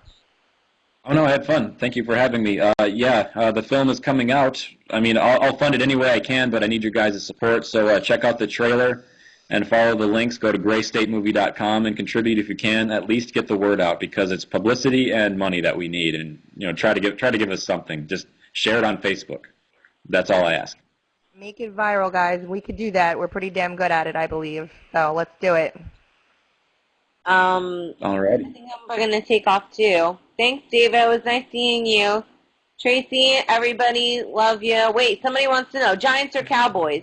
I don't really know why we need to talk about that. Who's winning? Are the Giants winning? I was curious about that. All right, y'all. Peace out. Mwah. Have a good night, y'all. How do I get out of here? I'll leave. I'll make you leave. See ya.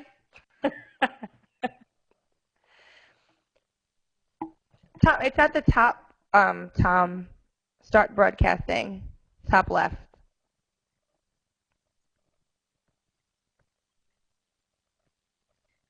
Oh, who's that Steve guy? Does anybody hold on, let's see. Oh, you're welcome. Gray State's the bomb. That movie looks incredible. I mean, just the 2 minutes and 15 seconds that we saw of it were absolutely phenomenal. I can't wait to get the whole thing. Hey! Hi, Tom. Hi. I don't have enough light in this room. I think I'm going to go somewhere else. This room's terrible, right? There's no light in here. That room's got a lot of light. All right, I'm going to move my setup for just a second. All right. Yeah, sure. I always actually sit at a desktop. I don't usually use a laptop for these. It's nighttime here in the Woods household. The children are asleep, so the lights are all off. If you look around in my living room, you'll notice there's no furniture in it. Well, you can't really see. I'm not doing a good job of this. It's not because the repo man just came. It's because it's a long story, but we ordered some specific furniture that is still not here. All right, I will sit up here at the bar. Oh, those lights are terrible in the back of me here. I'm going to come to your house. Yeah, those lights are awful. What if I do that? All right, hold on. I'm going to put the kitchen lights. I'm sorry about this. Should have done this in advance. All right. Everyone in the room, do you care? Do you care? I don't think you guys care. No. Okay, I'm sure it didn't really matter, but I think that looks better. Okay. All right. Hi, everybody. Hi, Tracy. Hi. I got the pleasure of meeting you at Paul Festival. Okay. I remember that. Now, is there an echo of your voice Oh, no. through my system? There might be for you, Okay. yeah. Okay, good. Okay. All right. So, okay, but I'm not hearing any problems. So, in other words, if I can avoid wearing headphones, I'd like to. You're good. So, okay, all right, good. All right, so let's just, so should I just go ahead and look at what's in the text window? You know what? Yeah, Tom, you know what I'm going to do, actually, because you can handle this all on your own. You don't need my mug sitting up here next to you for this. So I'm going to leave for a little bit. You can answer your questions. You're great at this. I don't think you need me sitting up here to moderate, do you? Thanks. Okay, no, I guess I can do it. You don't have to. I mean, I'm saying. All right, we'll see you later then. Okay, all right, we'll see you later. All right, the first question is about where am I with my radio show? Well, yeah, it's a good question. I'm sorry it's taken so long because I travel so much, but the long and the short of it is the key person who's really going to help make it possible works with Peter Schiff, and as you know, if you follow Peter, he's been at the RNC and the DNC, one after the other. So when he comes back, we should be just about rolling. They're doing the intro for it, and we're going to line up some guests and get the web aspect going, but it is actually moving along. It'll probably be at, let's see, it'll be probably 12 noon Eastern. We'll probably just start with a half an hour podcast, but recorded live, because I like the live aspect of it, and it forces me to do it every day. And that way I could also, answer live questions and so on. But I have real high hopes for it. I think we can do some exciting things with the program, but I'm sorry for the the delay, I hope the wait will have been worth it, and again, I'm sorry about that. Okay, no problems with Schiff? Well, not with me. We haven't had any problems. Okay, and they will be recorded. It'll be free to download, so you don't have to, listen to it live. But I just like doing it that way. Okay. All right. A lot of questions here. All right. I'm going to just start arbitrarily at what is up with this LaRouche guy. I haven't really read the whole LaRouche platform, but he seems to have influence in the sense that there are a lot of followers of his who have actually wormed their way into our movement and who are spreading what to me are kind of crazy ideas, like Austrian economics is a Rockefeller conspiracy, and so on. And some of my answers to this that you have perhaps seen at my website, tomwoods.com, but one of them would be, well, aren't the Rockefeller people supposed to be influential? Then why have they done such a rotten job promoting Austrian economics? I mean, no undergraduate even hears about it. No graduate student even hears about it. So either the Rockefellers are powerful elites who are influential, right? Or maybe this is not a plausible story. There's that. There's also the LaRouche people think that basically we have a free market economy, and that George W. Bush believed in laissez-faire, and Wall Street wants laissez-faire. Wall Street would rather see planet Earth burn to the ground before it would have an actual free market economy. So I think they're really wrong on these key issues. But like anybody, they may have a flash of insight here and there. I don't want to foreclose that possibility.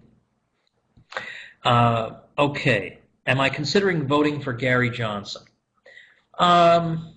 I'm thinking probably this time through I'll wind up sitting it out. I like Gary Johnson basically, but he's taken some courageous positions. But I feel like if you're going to field a candidate for the LP, you've got to take a hardcore position. Like I don't want to replace one tax with another. I don't want, well, I would have this foreign intervention, but not that one. No, I want hardcore, and I want the hardcore wing of the party to be strengthened. And I'm not sure that the Johnson candidacy is going to strengthen that wing of the party. But as I say this with no malice, if he does well, I'll probably be cheering. But it's just, I don't know. I'm not thrilled with him, but I like him. I'm not like a avowed enemy of the guy. But I want a harder core candidate because I don't want the Bob Barr wing of the party strengthened, basically. And I think indirectly that's liable to happen. Okay, wait, hold on. The computer is not plugged in, so the screen goes off in a minute. Somebody's asking me, I take it you believe in the role of government or something like that? Can somebody just impose? This is Minarchus' question. If somebody could do me a favor, so I don't have to do it. Anybody who has viewed the video on YouTube, where I'm interviewed along with Doug Casey on a PBS program, and I think the video is called "Is Limited Government an Oxymoron?" And there I make perfectly clear what my position is. I've been a full-blown Rothbardian since about 2001. Okay, well, I run in 2016. Too many negatives. Not going to happen. What do I think of the Frontier thesis by Frederick Jackson Turner? I don't know. I never really thought much of it. I didn't think it. I didn't think that the closing of the so-called frontier had all these implications. I don't know. I have to think it through it more, but I remember just not being impressed or interested in it. Do I think I could run for office in Kansas? Would my ideas fly there? Well, bear in mind, Kansas went crazy for Santorum. It's a Santorum state. But on the other hand, I can talk to those people. Like, for example, during the campaign, there's a guy, in fact, I actually owe him a phone call now that I think about it. Steve Dace, who's a Christian radio host based in Iowa, but he's syndicated in a lot of marketplaces. He is... I don't know, I wouldn't say a kingmaker because he did endorse Newt Gingrich, a lot of good it did him. But when he had somebody, I don't want to mention names, but he had somebody from the campaign, the Ron Paul campaign, on to talk about Ron Paul during the campaign. And Dace ate this guy alive. So then I offered to come on to represent Ron Paul, and he was polite, deferential, agreed with me. We had a very friendly conversation, and I was warned, he ate that campaign guy alive. You better be on your toes, Woods. And I did it. So, I mean, I can talk to these people, but I just don't have any interest in doing it. I don't have any interest in pouring all the investment of time, but more than that, the negatives that they would pull out, all they have to do is quote 2 sentences from one of my books, and then I spend the whole rest of the campaign explaining those 2 sentences, and it just wouldn't be fair to people who would donate money to me that I would have to be spending their money foolishly on defending myself against the types of attacks that we all couldn't do that to people. That wouldn't be right. I would rather have you guys save your money and put it toward a worthwhile cause, but I'll try and do my best. I'll try and be as productive as I can, and with this show, Monday through Friday, I'm going to try to be helping people with the show, and whatever I can do behind the scenes, I'll be glad to do, but I just don't think there's any way this can work for me. All right, let me scroll down. Okay, get Philip Baggett to speak at more Mises circles. Yeah, he's a genius. He's brilliant. He looks like he's about 12. For those of you who don't know what we're talking about, I did a video on my YouTube channel, which you are all subscribed to, I am sure, right?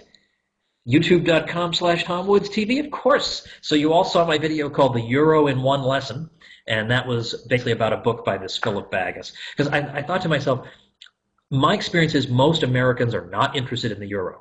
Like, they see a headline about the euro, their eyes glaze over. They just don't care. They know something's screwed up. They just don't care. They're not interested in finding out the details. So I thought, I bet even some of our people feel that way. Like, I don't really kind of get this whole euro thing, and I don't really want to spend the time figuring it out. So I made a 10-minute video saying, if you can invest 10 minutes, I'll bring you up to speed on the euro from like an Austro-libertarian perspective, and then you won't ever have to think about the euro ever again. Okay. Let's see. Where is it appropriate to use force for a legitimate purpose? I would say in self-defense. Now, Bob Murphy would disagree with me. And Bob Murphy, your favorite PorcFest roast host, MC, and economist, is actually a pacifist, and he makes some pretty good arguments for it. So if you think, pacifism is stupid, well, Bob's a smart cookie, and it's hard to refute him. But I sort of agree with Roderick Long, whose response to pacifism is to say that if we believe in property rights, then you don't really have a property right in something if you don't have the right to protect that something from an aggressor.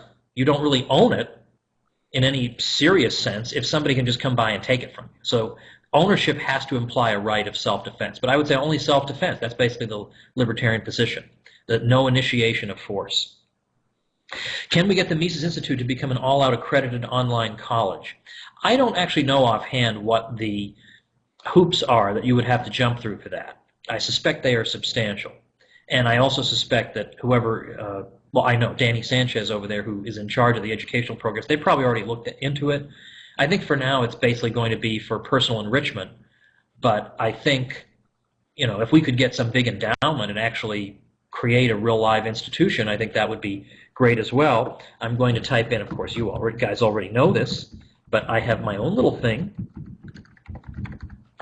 libertyclassroom.com, that I hope you will visit. I'm about to add some more material to that in the very near future. And if you go over to tomwoods.com today, you will find I am giving away more books. I have a lot of books. I would like to personalize them for people and mail them. I know this sounds like what I'm secretly saying is my wife is ordering them out of the house. That is not the case. I just want to send them to people. And you just have to do one thing for me, and I will send you books for free. So check that out. Okay, let's see. Do I take a position on political means versus voluntarism? Well, in Rollback, which is my most recent book, in the last chapter, I talk about agorism, which is like voluntarism, I suppose.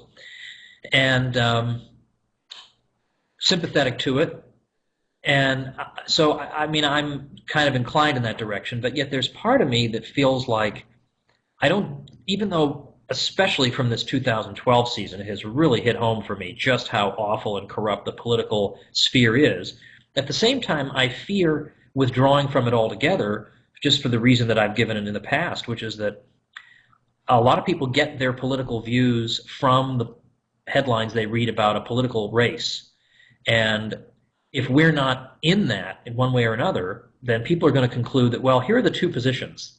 You can either hold Mitt Romney's position or Obama's position, or this city councilor's position or that city councilor's position.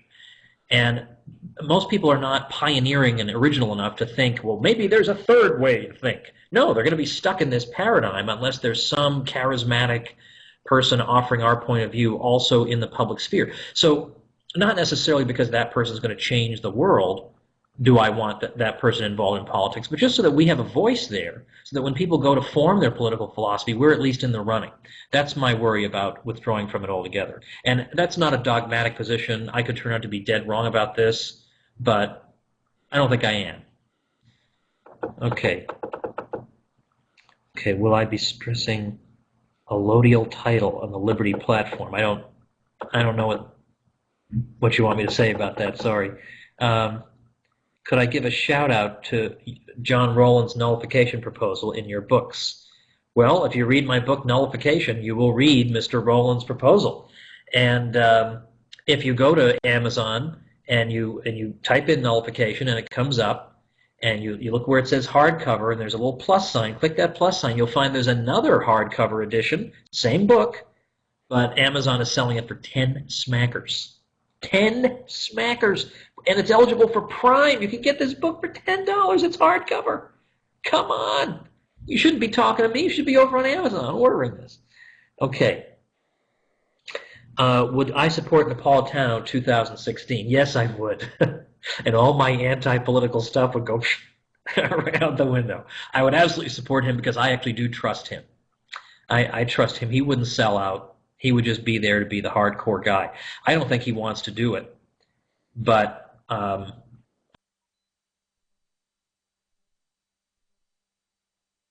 think he would be absolutely great, and I would love to advise. That would lift my spirits. That really would, if that ever happened. Can I discuss my Twitter argument over Mises? Yeah, quickly. I mean, it's not entirely a Twitter argument. I mean, I don't know if you're talking about the problem I've had with Max Kaiser. But if you just go to my site and you type in Kaiser, and it's not spelled like the German Kaiser, K-A-I, it's K-E-I-S-E-R, you can see my posts on it. I mean, basically, Kaiser has painted himself into a corner. He's trying to argue that because one of his guests said it, and so he's now adopted this without realizing that his guest was wrong. One of his guests makes this sort of obscure argument that Mises doesn't qualify as an Austrian economist because he allegedly deviated from the founder of the school, Karl Menger.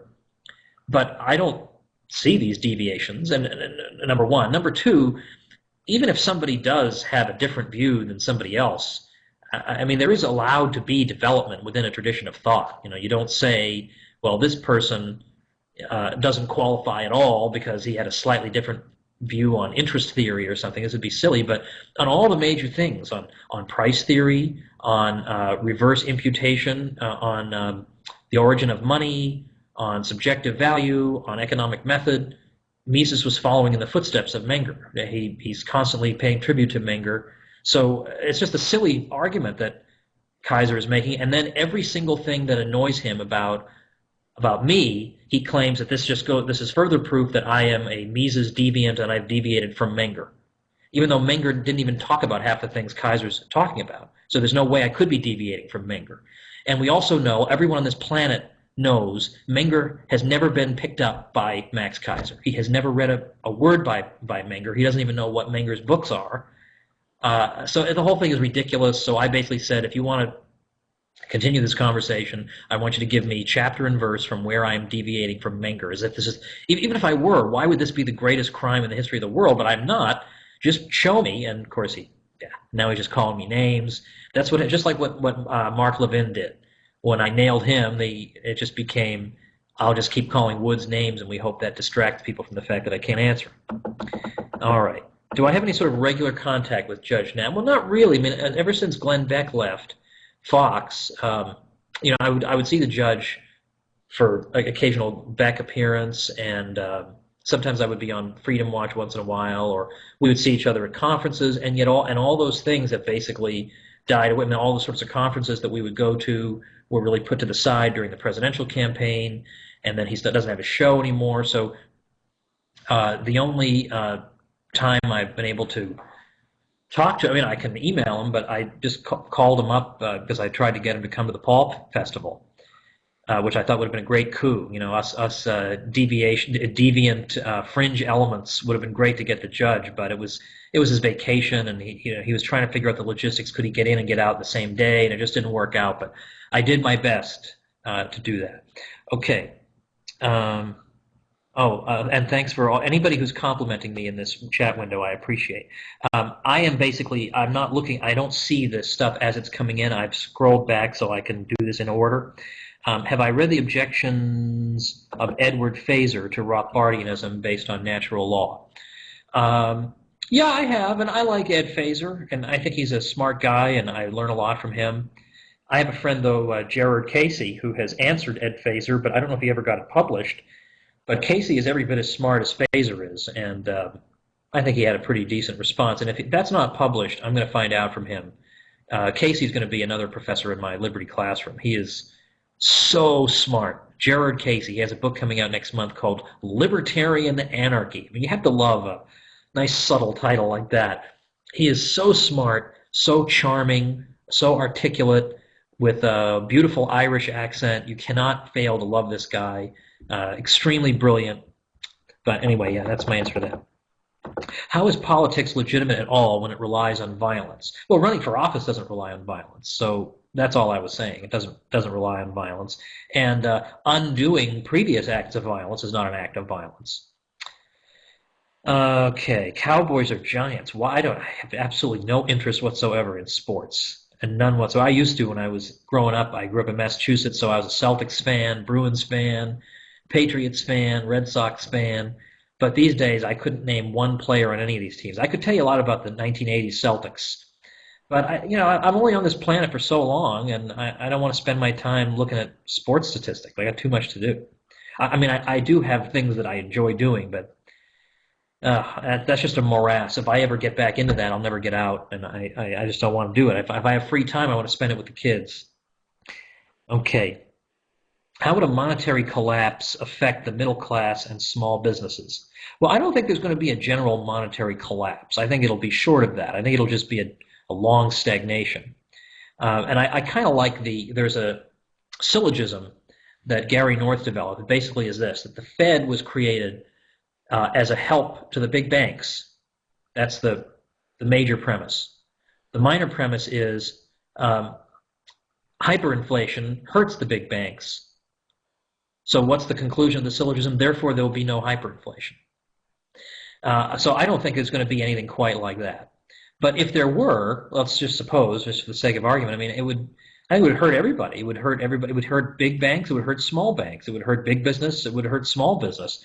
Because if you really had that happen to the point where people are, during a hyperinflation, people aren't going to accept the money. And so then how does a division of labor economy, which relies on monetary exchange, how does it continue? How does the food get to the cities? How do you persuade people to provide goods and services? Eventually people flee into another currency. So hyperinflation can't go on for very long, because eventually people just, even if they're breaking the law and refusing to accept the currency, they will refuse to accept it, and they will shift into something else. But during that initial time, a lot of damage can be done. I think it would be felt by absolutely everybody. It would be inconceivable, really, if you really had a monetary collapse. It would be, I think it would be an interesting thing to make a movie about, actually. We have these movies about what if there was an outbreak of some kind of virus we didn't have any defense against, and that's very interesting. I actually am fascinated by movies like that. What's the name of that movie? 30 Days Later? That scared the heck out of me. I love movies like that. But there should be one about what would happen if the money just wasn't being accepted anymore and it wasn't performing its function. Okay, I already answered the Napolitano 2016. Thoughts on Rand? I think you can surmise my thoughts on Rand in light of other things I've said. And I interviewed him on the Peter Schiff Show. You can find that on YouTube. I think that's useful.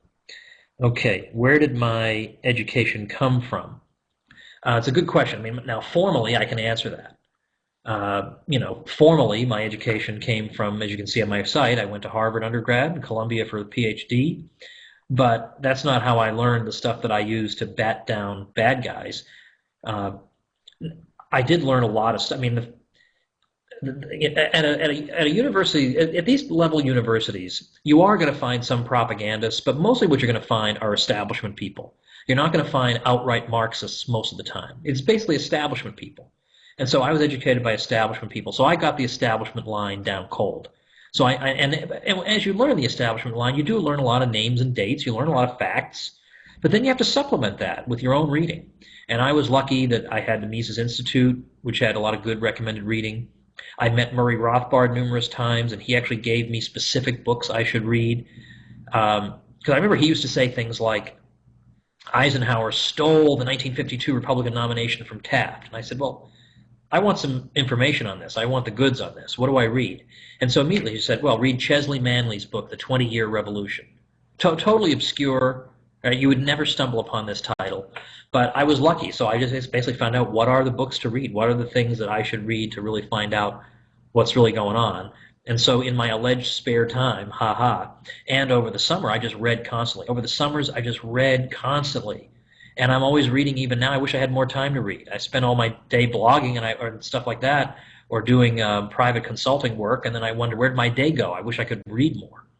But that's the answer. Everybody has to be willing to engage in self-education these days. There's just absolutely no substitute for that.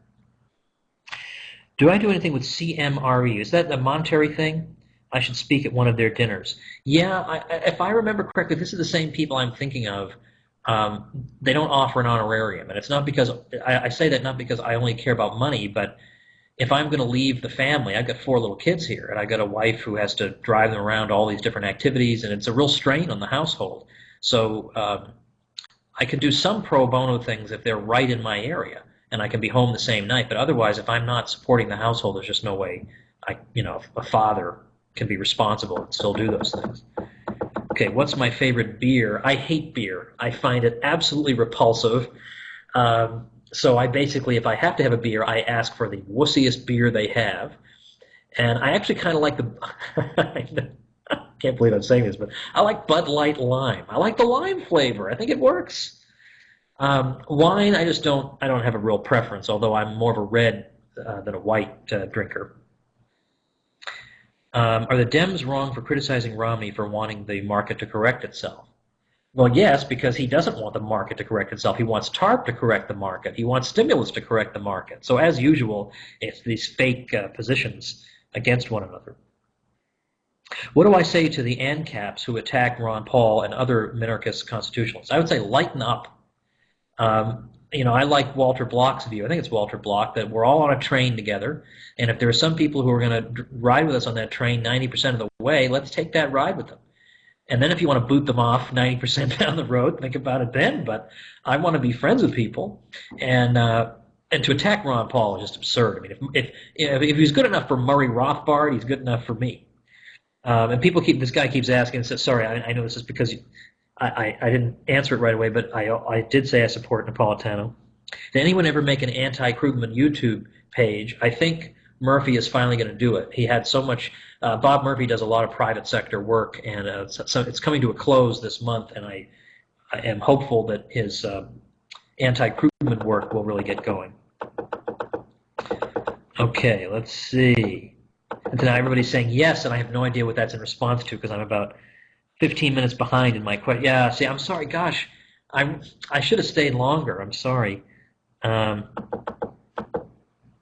I don't know anything about the pipelines. Besides Mises U, what brought you away from neoconservatism? Actually, the folks over at Chronicles magazine brought me away. And then not they, but the editor, the irascible editor, attacked me in 2004. So I thought, well, too bad. I liked them for a while. But yeah, they were the ones who basically taught me that what I was believing in was not like real conservatism, and then I felt like I had been scammed. So, all right, it's already 9:58, and I know Adam's waiting, and I feel terrible. I'm only at the questions that were asked at 9:41 p.m., so I'm not even close to answering them all. So I don't know what to tell you other than we got to do these more often. And maybe one of these nights, if my wife has something else to do, because this is like my time with her at the end of the day. So if she's busy with something, we'll take a whole hour. But in the meantime, I want to ask you guys two favors. One is a lot of people try to join my Facebook page, my personal page, but that's at the limit. So instead, I just entered the link. Please join my so-called fan page.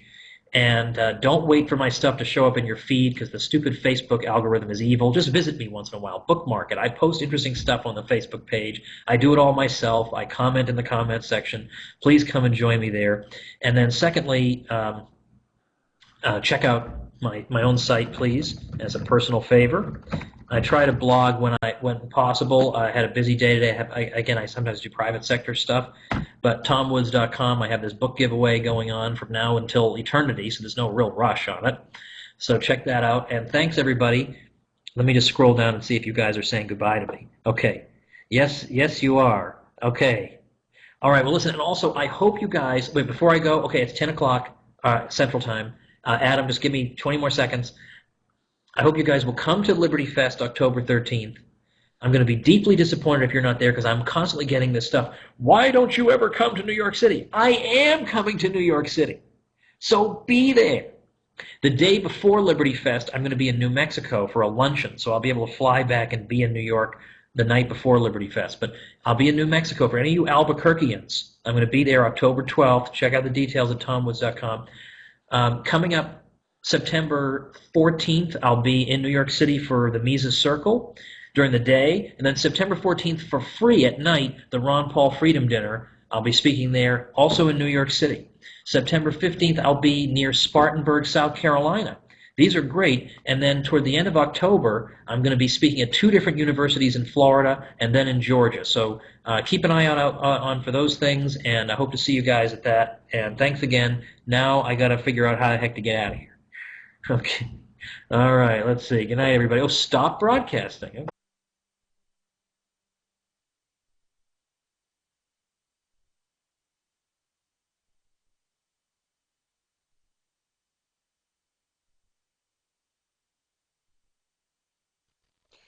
See, can you guys imagine if I was up there with him that entire time? he started watching the feed from the second he got up there, and it's just too. Who the f am I? I'm Tracy Diaz, bitch. What? He started looking at the chat the second he got on, and I know how he runs his Q&As, so I figured I would let him do his thing. However, Adam and I can have a really cool conversation, so I'm back for Adam, and I'm sure he'll pop up here in a second.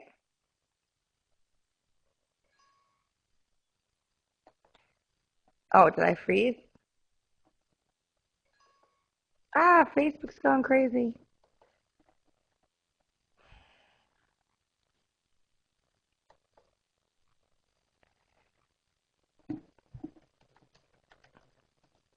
Okay. Where's my friend? Where are you, Adam? I know you're here. You are. Ta-da! Sorry, I'm having some slow internet issues. What is it? All right, and pop-ups. Hello, Tracy Diaz, bitch. I'm Adam Kokesh.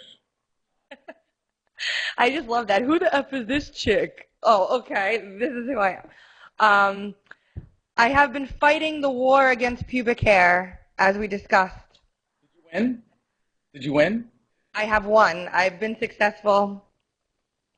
Because the war on pubic hair, I don't know if you picked up on this, but it's a bit metaphoric. It's really very much a personal struggle more than a war. I mean, just so I don't want anybody to get carried away with my over-the-top rhetoric and take things too seriously, especially when it comes to pubic hair. Listen, if nobody saw that video, you got to watch it. It's true. It's not even a lie. There is a doctor calling for the war on pubic hair. Well, I mean, when you get when you're passing out pills for big pharma as fast as you can, sometimes you need something to break up the monotony. And Shanarchy, I see your chat there, and I did see your email, and I will get to it. But are we doing questions from the chat? Yeah, Or go do for you it. want to just bullshit and let everybody else just have their own conversation? It's up to you. We can do a bit of both if you'd like. All right. You came here to talk about libertarian issues, not pubic hair. Well, I'm sorry. Oh. Is that what we're here for? I'm sorry, guys. I gotta go. I'm in the wrong room. My bad. But you know what? I gotta be. I mean, don't make me show you just how libertarian my pubic hair is. If you really want to go there, Mister Libertarian A-hole in the chat room. That's the screen name, Libertarian A-hole. Have I read Rick Strassman's book on DMT? No, I don't read books. I gotta be honest. I read the internet. I usually every night. Tracy, do you read the internet? Yes, I do. Although I did recently read Hunger Games and 50 Shades of Grey. Wait. Okay, someone's asking. So you didn't read Atlas Shrugged? No, I used to read books. I read Atlas Shrugged, and I read Economics in One Lesson by Henry Hazlitt. And I do get naked when I shower. Oh, and when I sleep. That was a question in the chat room. I was not going there. That was someone else taking it there. I've read Road to Surf. I mean, I've read, like, I don't know, like sort of the core classics of the libertarian library. I don't know. I'm really kind of underread. I've probably read maybe a third of the core, 30 books or so. Maybe I've read 10 of them. I don't know if you broke it down to that. But no, Ethics of Liberty was the main one for me, but I can't even say I read that. I listened to it. So not that it was bad. For New Liberty is definitely on my list. I need to read 3 Felonies a day because I cite it all the time. But yeah, keep the questions coming. 50 Shades of Adam. Do you have a room someplace in your lair that's secret for everybody else? No. This is my office. Ladies and gentlemen, I got my big safe. I got my water pipe smoking device. This is my desk, my main work desk, and I have chairs where people can sit and talk to me, and then that's my bed. This is where I live. And I don't know, people who are familiar with the show will know that we're at a very, very exciting point of expansion right now. I mean, I've been doing this show for the last year. Get a female to clean for you. Thank you. I would love that. That would be wonderful. Where's the workout equipment? I go to a Gold. But no, this is a very exciting time for Adam versus the Man because like I've been doing the show for the last year out of this 2-bedroom apartment, and I could pick up the laptop if people want and go give people the video tour of the studio. You want a video tour of the studio, Trey? Why not? Video tour of the studio. Libertarian cribs. But we're moving to a big house in Herndon. We're moving from Arlington to Herndon with this operation, and a bunch of my team, my manager, and a couple of interns are moving in basically to work full time. And Derek J. Freeman is coming on, and he's going to be the editorial producer for the Adam versus the Man nightly newscast. It's going to be a 20-minute thing that we're really looking forward to. Anyways, do you want the tour? Yeah, go for it. Yeah. Okay. Well, at least the partial tour. But this is my apartment really is a mess right now, and I don't mean this to be my apartment's a mess. Like no, but it's because I'm moving out. I'm moving out in a week and a half now. It's really exciting. So I started letting the place go like 6 months ago. I mean really a month or two ago when I realized like I was going to be on the road most of the time between then and moving out. So anyways, here is the Adam versus the Man Studios, and it's just the second bedroom in my apartment for the time being, as it has been for the last year. It's really not that messy. Everyone's whiteboard. commenting. It's really not that messy. Oh. Well, I'm being very selective with the shots I'm giving you here. It's selective editing at its finest. Notice that I don't pan all the way down to the floor so you can see all the crap and it's gathered around the corners. It's a very tidied up shot. See there? Now you look down and you go, oh, all right, there's, well, I guess it's not that bad. I mean, it's a studio. there's stuff and wires and cables and shit laying around. But the next studio that we're moving into is going to be way better organized. So we're gonna be able to really have all of our stuff a lot neater and tidier and whatnot. But here you can see it with the lights too. Let's see if we can get a good shot for this. Lights come on. No. Wow. What kind of bulbs are those, Adam? They're all halogens, actually. It's a really cool rig. I got these things from B&H. But one of the things I'm looking forward to, as you can see here, I built this entire PVC pipe frame. You see that? The white tubing? I built that entire thing just to be able to hang these lights up. And it was about a quarter to a third of the effort I put into building the studio, into rigging up those lights. And at the place where we're moving into, we have a basement where we can clamp all the lights to the slats in the in the ceiling there. So really looking forward to be able to doing that and putting the studio together without having to put that back together. But we're going to be moving like the entire studio and all of my stuff in a weekend, and hopefully not missing a podcast. And then after we move, the big thing is that we're taking the podcast to live. It'll be 2 hours live, 5 days a week, 11 to 1 Eastern. I watched your video you uploaded today. Hater turns nice, or what was it? I thought that was so funny. This isn't Hater's you. gonna Hater's gonna turn around and play nice or something like that. It was really good. Well, I did kind of a follow-up to that today, because I'm getting, like, the haters are really just, it's dissolving, but it's, again, like, the dynamic, like, for people like you and me, Tracy, and for, the Paul Fest and the grassroots, that element of the movement, it's really important to see it in context, that all of this drama is really kind of myopic in terms of the movement as a whole. It's like we're the second to last person to leave a party, and it's the really obsessive people that are like, oh my God, Ron's running in 2016, better get ready, that are like the last person to leave the party. And why are we standing at the door arguing with the person who's still going to have to go home eventually and accept reality? I got really upset with Ron Paul, actually, when he said that. I was like, why did you just say that? Now every person in the world is going to be on Facebook saying how he said he was going to run. He alluded that he was going to run. Keep the hope. I thought he was joking, and I figured what was in his head was he was thinking about Rand, actually. Yeah, probably. I said that the world is still spinning.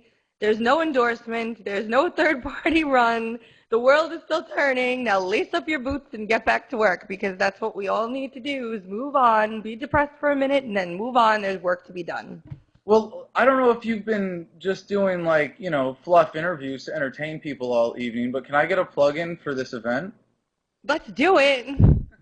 Well, let me say, because I have, like, a serious, well-thought-out plug for Liberty Fest New York City, because this is the third, right? And it's been the other two have been a blast. I've gotten to speak at both of them, and one of the things that I've been realizing in developing my business over the last year, and that's really the exciting turning point for Adam versus the Man, as being like an independent, Liberty media production that is a sustainable business at this point. Like that I was able to do that in the last year. I'm so grateful for the market, demanding me being an idiot in front of the camera every day. But I don't even. Oh, about Liberty. What I was saying is that thinking about is the way that this represents a change in my sort of approach to activism and to putting events together as a whole. And I'm really kind of sick of the attitude of, well, we're putting this event on and we're not going to charge for it, but people should come, and if you don't come, like, you're a bad person because you don't care about freedom in America. Like, really? And the alternative model here that is so beautiful that people like Ian and Gigi especially, but lots of other activists and organizers around the country are, I think, growing into, is making Liberty a saleable product and putting together an event that sells the message, because people want to buy it in the format you're presenting it, and they're going to buy tickets because they're fucking happy to buy tickets and pay for a good time. And for people that care, it's a better time than going to a concert or going to a movie. And in that sense, I'm really excited to see that. I think Liberty organizers are evolving in that way, and the market is evolving in that way, and it's still a growing market. And I think doing it this way forces us to create events that are of value to the public, that is, that they will want to buy tickets to them. And I think doing that, I think that's really incredible. And I think and when we talk about voting with our dollars, you know, we could go to the, like, and I started boycotting Hollywood, you know, a couple months ago anyways. But, you know, if there's any libertarian who's like spending money at the movies when, you know, they could be putting that money towards an event like this, or, you know, getting together to host your own and say, hey, we're going to, you know, I'm cheap. Most people in this movement aren't expensive speakers. Like, you know, you're not going to pay, you know, $25,000 to have Judge Napolitano come to every little event. But, you know, I travel a lot because I love doing small events like that. You know, and I got to be honest, I got to get paid for my time, but I don't, like, you know, I don't charge much. And if people are trying to get something done, like, I want to help, I want to promote, I want to be a part of it, and I'm happy to be able to provide a good value in helping promote events like this as well. And for Liberty Fest New York, I just want to say, for people that are buying their tickets early, thank you, thank you, thank you, because that's especially getting the most value out of voting with your wallet to promote events like this. And I think it's really important that we support activists and organizers that are really striving to do this. And if you see value in it and you can buy a ticket and buy it now. They do also cost money to put on. Yeah, because the rest of the time it's people like trying to, you know, satisfy themselves and put it into this false, like, you better come to my event kind of mentality. And it's like, no, I'm going to put on an event that you're going to want to pay to come to. Can you provide a source for the claim that Obama tried to extend the Iraq war past 2011?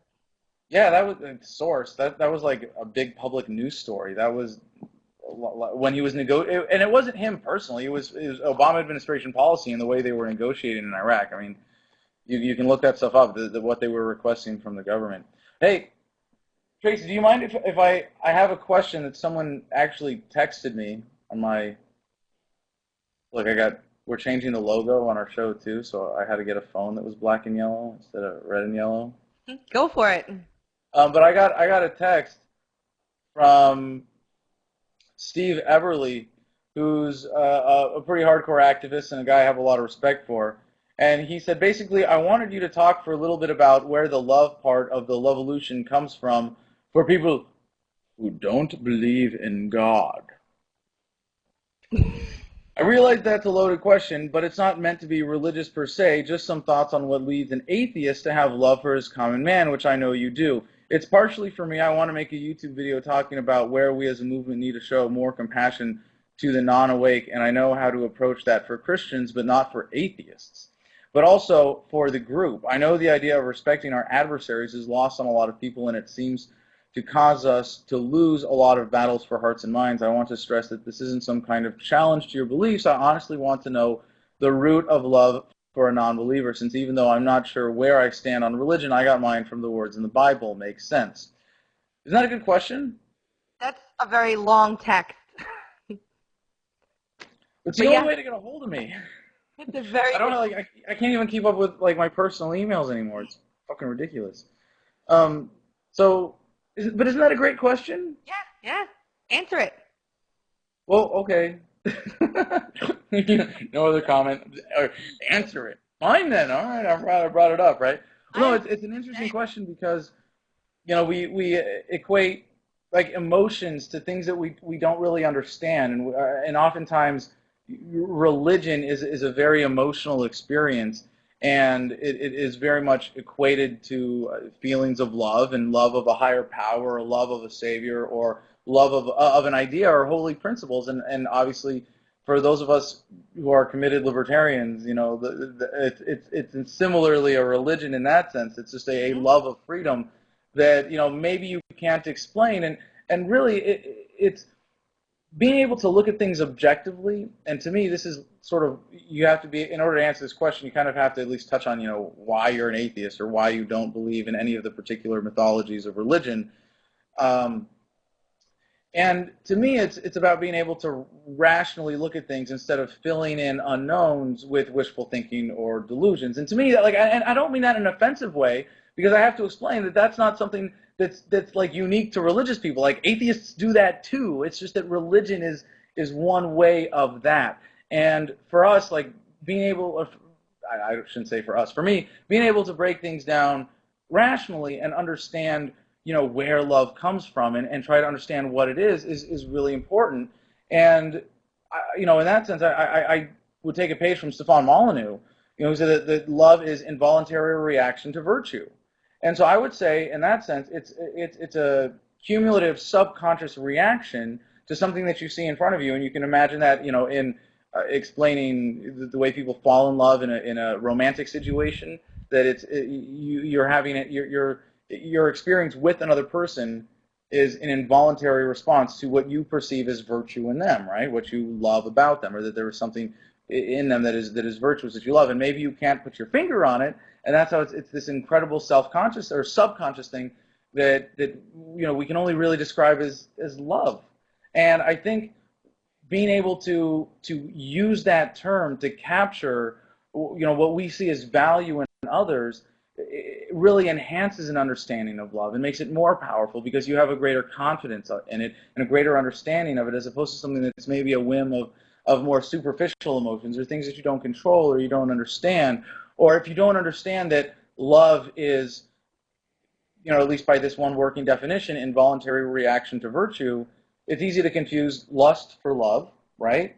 Because then you don't know what it is that is causing that involuntary reaction, but you just think that you're in love when you can't separate. Well, maybe it's just the virtue of the way she looks in those jeans that's doing it. And when you can understand that way, if anything, the love is more powerful. So now to get specifically to the question, Steve, the love of Lovolution is seeing that value in every human being, and in a very subjective way for an individual, thinking of the world that we want to create, and in that sense, loving what makes us happy as well, what we see virtue in. And for me, I guess maybe more personally, and maybe not everybody who's an atheist libertarian would agree with this breakdown, but it's a love for the potential of humanity and the value of humanity that is something I experience from my own human experience, that I see reflected in other human beings. And being able to see that love universally for humanity is what the love in Lovolution means to me.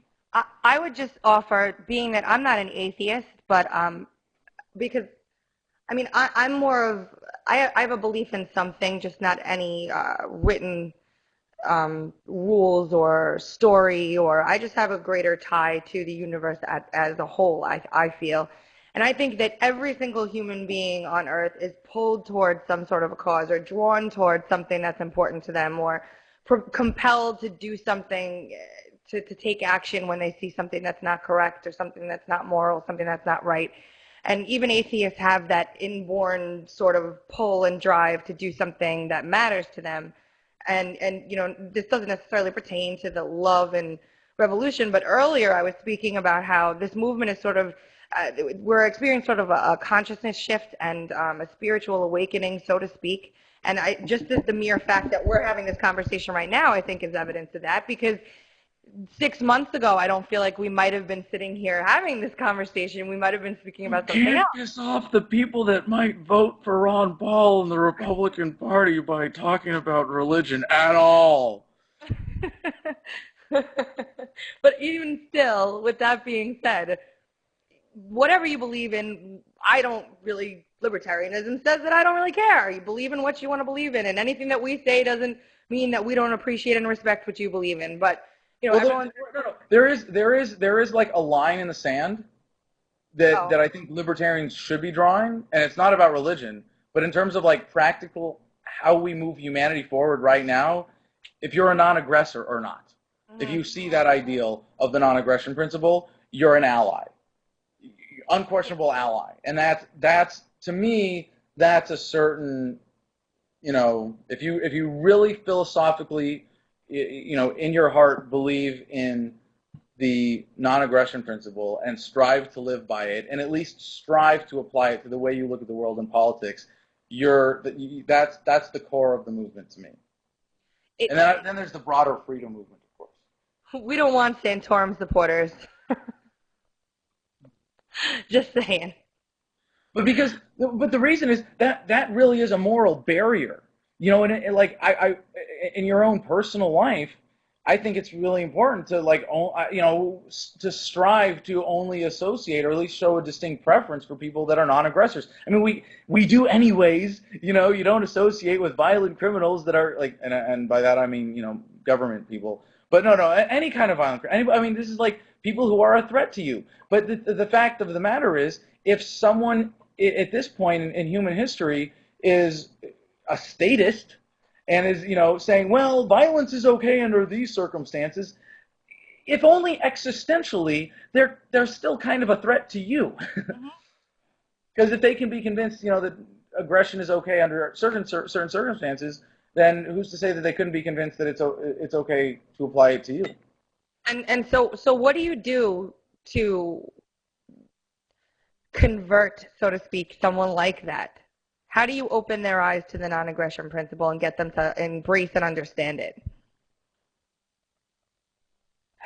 Well, you know, I guess maybe we need to clarify what that line means a little bit too, because there are a lot of people that, I mean, I think the vast majority of human beings, when you explain the non-aggression principle to them, they can't really object. You know, because it's such a simple, straightforward truth. All human interactions should be free of force, fraud, and coercion. Now, like, you might think, hey, that's impossible, but as an ideal, like, hey, isn't that nice? Wouldn't, you know, shouldn't we be at least striving towards eliminating those? Can we agree that those things are bad? You know, and then you ask them, okay, well, now can you apply that to this issue? And what stops them from doing it is some emotional hang-up. It's some... them being scared of what the other person in that scenario would do to them. So fear from propaganda, fear from personal insecurity, dependence on the state, bigotry of one kind or another, you know, personal insecurity from terrorism type propaganda, you know, that kind of stuff. So it's people that are the people that cross that line and say I'm a non-aggressor and like mean it are the ones that are able to say put that before their insecurities. Like anybody can go, yeah, non-aggression principle is a good idea, but in my mind it's only this important compared to all of these justifications for government.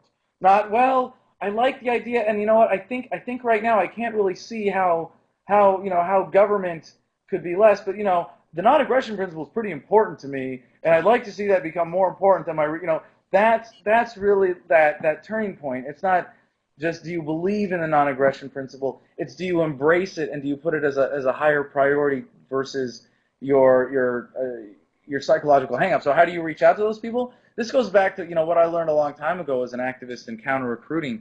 If you're trying to convince someone not to join the military who's set on joining, you don't just, you know, rant about how bad the wars are if they're joining the military to get their teeth fixed. You know, you got to address where they're coming from and find out what their motivations are. So in the same sense, I think like with every statist, you've got to find out where they're coming from emotionally, what their hang-ups on the violence of government are.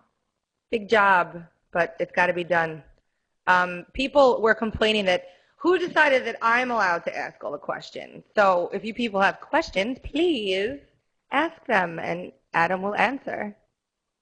Well, I think we've been missing a lot of questions. How's your book coming? When I get into a better routine, maybe I'll finish it.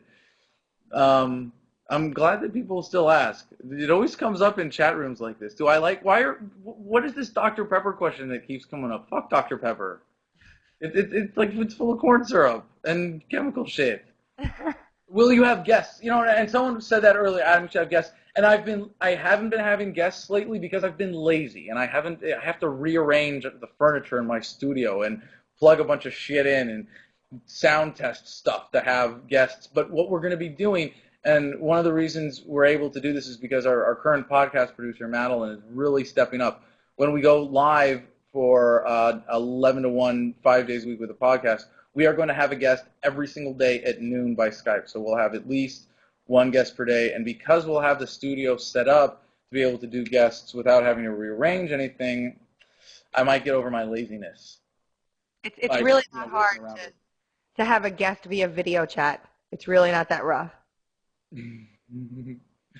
I know, but I want to do it right, and I want to maintain my production standards, and right now I don't even have my good camera. It's still in the shop from the car accident I was in 2 weeks ago. What is It's been very okay? frustrating. I thought it would be back by now. Get Judge Napolitano there. I'll try. Is Kokesh? No, I wrote a book. I just need to finish putting edits into it. Of course I like to hear myself talk. What do you think I do this for a living for? Fuck you. Like, that's a bad thing.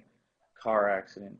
I got a little concussion, but, yeah. My thoughts on Occupy DC, I think my body of work speaks for itself there. Wait, there was another good question that we skipped. Whoops. Can't scroll here.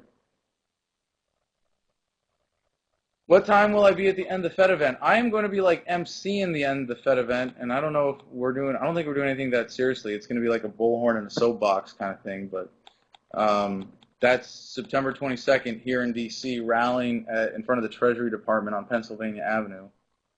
How do I discuss libertarian ideas in class without sounding crazy? Well, it depends what class you're in and what circumstance, but you just got to know your audience. Oh, what are your thoughts on Shift? That was a good question. I was kind of joking on the podcast today about like really calling out Shift, and then I explained all of the reasons I might, and I was like, well, shit, I just got everything out, so I guess I did it. And I love Peter Schiff, and you know what I love most about Peter Schiff? He makes me look humble. I was just going to say his huge inflated head and ego, like, just the air of him when he walks by, that, like, stench that floats off his shoulder. And Peter's a good guy, but he has this carriage about him that's like, I want you to know that I have money. And that's like, okay, cool. And he's a great guy, and he's a good libertarian, but and it's funny because he's got Tom Woods and Stefan Molyneux like guest hosting his radio show. It's huge. What? Not enough money to pay for an hour of a limo. Yeah, exactly. Then he pulls shit like that, and you're just like, really? You don't? I'm sorry. I'm sorry. I had to do it. And then, here's the thing. I had to break this down, because he did not say that he's voting for Romney. But what he said was just as bad, and I have to explain why. I did this on the podcast today. But he said that he was voting for Gary Johnson because he's closer with Gary Johnson than Romney or Obama on the issues by far. And he said, Ron Paul, he was even closer to. So, I can totally respect that. Peter Schiff is a libertarian. Maybe not, we wouldn't say pure philosophical, but he's a principled libertarian, and he's a really smart dude.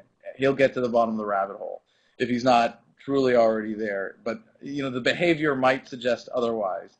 And when he said, I am voting for Gary Johnson only because I live in Connecticut and it's going to Barack Obama anyways, what he was implying, and the reason he was making the case for voting for Romney in the first place, was saying, if you live in a swing state, you should vote for Romney because he's the lesser evil, and that's bullshit. I don't know if you heard Josh Tolley's interview today with Sheriff Mack. If you haven't heard that, you've got to listen to that. Oh, wait, because I had a great conversation with Sheriff Mack debating his endorsement of Romney. I don't know if he said did he actually endorse Romney? No, he didn't endorse him, but he said he's voting for him. He actually brought you up during the interview. Yeah, he said did Josh Tolley get to call him out? Yeah, he did. He took his letter that went up on Liberty Chat, and he called him out on it on his show. And Sheriff Mack, being the nice guy that he is, which he is a very nice guy, called up Josh and said, Josh, I'd really like to be on your show to defend myself, which didn't work at all. It was just completely ridiculous.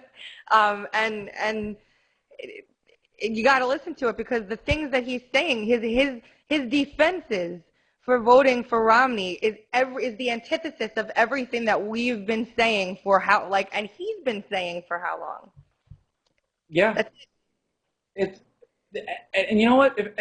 This whole like don't be critical of other libertarians because you might divide the movement. Total bullshit. It's a great way to let infiltrators in, and it's a great way to let people get away with being shills and self-serving douchebags and get away with this kind of behavior. And really, if you can't call out people for acting unlibertarian, then what you're going to be defending is people that get up on stage and say, like Glenn Beck, "Oh, I'm a libertarian," and nobody who's a real libertarian buys that shit about Glenn Beck, so we don't even need to call him out. But the thing is, there are a lot of people that get up on stage and say, I'm running for office and I'm a libertarian. Or I mean, even Paul Ryan, I have libertarian influences. Fuck you. He has libertarian propaganda. And if you don't call him out for that, you're going to let people fall for it. And Jake DiLiberto, my old co-host from when Adam vs. the Man was a TV, like a legit TV show, he called and was like, but aren't you like glad that Paul Ryan has libertarian leanings? Oh, are you fucking kidding me?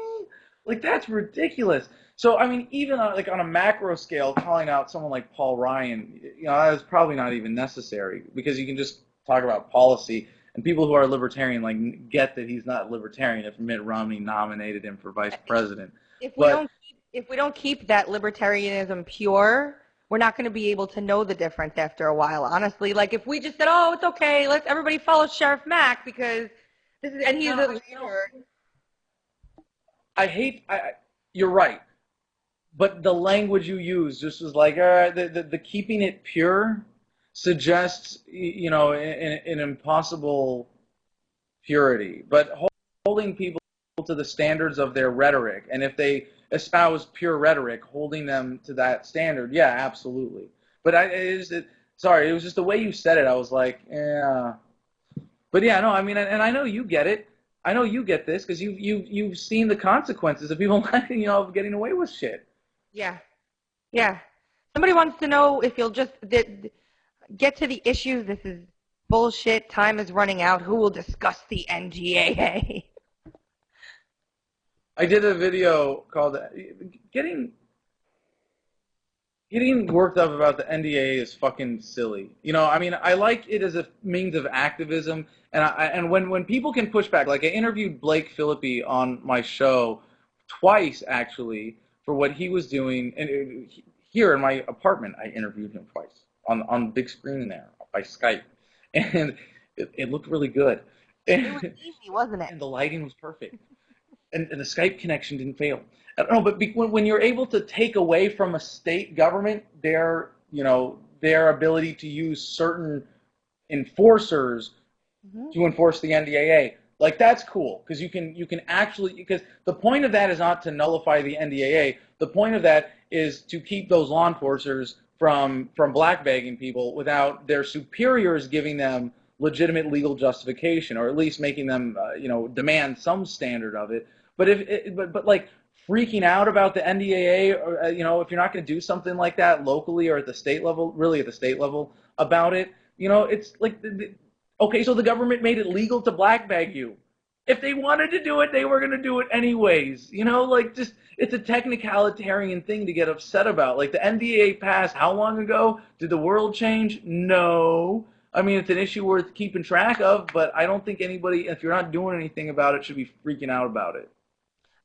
After this whole debacle with the RNC, do you have any faith in electoral politics, and would you ever even consider putting yourself in the position of running for office again? Well, for the long answer to that question, you'll have to listen to today's podcast. I had a great conversation about that with our producer, Madeline Ashley. And I think the important conclusion I've come to, at least about the Republican Party, is that if you don't have 51%, you ain't got shit. And I think that's the big takeaway. And it's not don't work within the Republican Party. It's not take that platform, or don't take that platform if if you have an opportunity to and to spread the message through the Republican Party, go for it. But if what you're looking to do is spread the message, might not be the most effective way right now. And it could be that the low-hanging fruit would be picked by a libertarian candidate running as a Democrat. And, simply talking about educating people on economics, when they're that close to it. But if you can get real change faster from getting to 51% in the Republican Party, and you put up a candidate and you start, and a candidate steps forward, I'll register a Republican to vote for someone in the primary and support that effort if they're a legitimate non-aggressor libertarian. And I'm all for that. And I think in general, I've put politics kind of in perspective in the same sense that if you don't have 51%, you got jack shit. And I think, if anything, getting 51% of the general American public on board with a single platform or a single presidential candidate would happen faster outside of the Republican Party at this point. If it would happen at all, it would happen from the Libertarian Party. But really, again, it doesn't matter, because when you get to that 51% critical mass, or a critical mass of people willing to work within whatever mechanism is before them that society will accept as the consensus about what government should do, then it really doesn't matter. I can change my registration tomorrow to Democrat or Libertarian or whatever the hell I want if I want to vote in a certain party primary. Like this claim to allegiance is kind of BS. But I do really support people that can work and find 51%. If they're running for Congress, absolutely. If they're doing it at the county level and they just want to take over the local GOP, and they can change policy or change electoral politics locally, and you've got that 51% critical mass, you can go for it. That's awesome. But, in the bigger picture, we know we're never going to vote ourselves free. So being able to step back from electoral politics, in that sense, I'm kind of glad that the Ron Paul campaign is over. You don't have to evaluate everything that you do from activism from, well, how does this affect how conservatives will think of libertarianism, as opposed to the general public or whoever you want to reach out to or whatever kind of audience you want to build. Yeah, I think that even if you had 51% and the other 49% were the powers that be and didn't agree with the 51%, it wouldn't matter if you had the 51% anyway. So and actually, someone, I was talking about this on I think on my forums today, forums.adamversustheman.com, and someone pointed out that there was an example. I think it was in Europe where there was a it wasn't a libertarian thing, but it was a challenge to a communist party. And when they took over the Communist Party, the communists left and reformed with the other sort of communists and formed the other party that then took over government. If you don't have that 51 critical mass anyways versus the elite that want the main propaganda to be expressed in politics, it doesn't fucking matter. It really doesn't fucking matter. They'll find they'll find a way around, as long as the enforcers buy into the system, because the general population buys into the system and they're going to follow orders from the sociopathic douchebags that think they need to be in charge of us, then we're going to have government. Adam, do you have more time? It's 11:41, 10 minutes past 11:30, or 11 minutes past 11:30. My phone just died, and I plugged it in, and I do have someone coming over, but I have to at least wait till my phone turns back on. I have to go because I have to get up at 7 o'clock to send my daughter to an institution called elementary school. So I love talking to you, but we got to end this chat the way that we normally do. I mean, I got this out just for you. Okay. I've at least got time, but I gotta repack this. He does this every time. It's almost like what are we going to call it? Tradition? No, that's not a good word. I don't know. I'll come up with something eventually. But you know what? I'm actually really going to be restricting my marijuana consumption in the future, in the next couple weeks. And the only times I'm really going to be smoking is in the evening when I go work out and less late. Because what I do, the reason I'm going to stop smoking as much on the other end is because I'm going to be getting up every morning for an editorial meeting with my team here that starts at 9 a.m. We're doing 9 to 10:30 prep and rundowns, and before the show goes live at 11. And so I'm going from doing the podcast from 11 to 1. And then it'll be a few weeks after that, but then we'll start doing the newscast, and we'll be recording that 1 to 1:30, 1:40-ish. And then I can get stoned and be relaxed for the day. But I'm going to be working, so I'm going to be smoking less. and probably not then until I go to the gym in the evening, and then maybe in the evening. But then on the other side, I'm cutting back because I have a really bad habit right now, and what I'll do is I'll smoke weed late at night and then just sort of lose track of time and stay up too late just on chats on the internet and like listen to guys like me speak. You fuckers should go to bed. What the hell are you doing up listening to my? Oh, well, maybe there are people on the West Coast. Excuse me. But no, this is what I do. I'll get stoned like at midnight, and I'll get the munchies, and I'll just stay up, and I'll pretend like I'm being productive because I'm reading comments. You know, I'm interacting with my audience, and I do that. I like that. I think it's really important.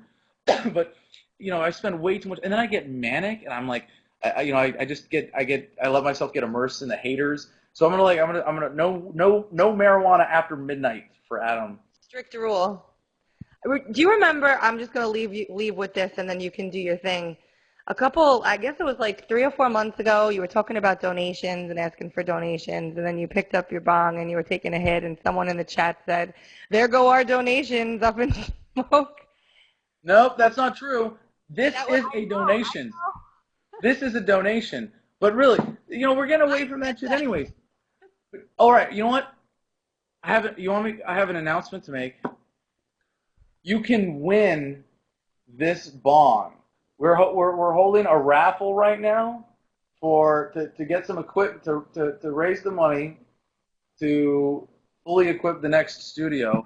So we're selling raffle tickets, $10 each, and even if you lose, you'll get 4. Sign it. If you want me to sign it, I'll sign it. I'll also sterilize it for shipping and properly wrap it and everything. There's raffle tickets for the guitar for Liberty Fest, and we all need to buy tickets to Liberty Fest. And if you can donate to Liberty Fest, you should do that too. And I love you. I'll see you soon, about a month from now. And everybody, thank you so much for hanging out. I'm gonna get going. Good night. You're not gonna sit around and watch me smoke weed. People on the internet actually do that. Anyway, so we're also getting all new merch with our new logo. I don't know if you noticed. The website is about to be changed over. We changed on Facebook and I think on Twitter to the yellow and we went from red and black to yellow and black. Oh my gosh, I don't even have any stickers on me. I'd show you stickers, but whatever. So we're gonna get anybody who gets $10. You put in $10 per entry, and if you want stickers, we'll send you stickers. If you want, I'll sign them. Just put bong in the memo on the field at adamversustheman.com/invest. And if you enter the raffle because you want to support Adam versus the Man, we're also going to be giving away a complete set of merchandise if you don't want the bong. So we'll have hoodies, hats, T-shirts, and we've got some really cool designs too for 2 other T-shirts. We're getting one that says, "If the troops defended freedom, they'd attack government," or the government. And it's got the helmet from Full Metal Jacket, but instead of Born to Kill, it says Born to Liberate. And instead of the peace sign pin, it's got a little voluntarism V pin. And then we're getting shirts, and this is kind of fun. Guys, would you wear a pink T-shirt if it said "Being offended is," and then had a guy going like this, and then in big letters at the bottom, "fucking bullshit"? So that's coming. And then there's the girly tee in black version of that with the pink ink on it instead. So all that's coming. We're going to have a free, but we're waiting to formally announce this until we have the store up, which hopefully will be by the end of the week, if not definitely by Monday, and we'll announce it then.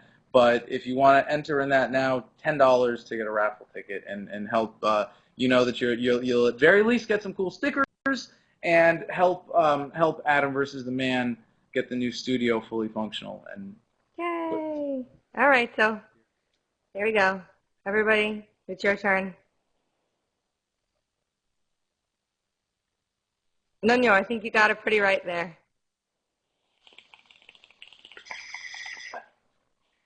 That was kind of weak, actually. Let me actually focus on the smoking part.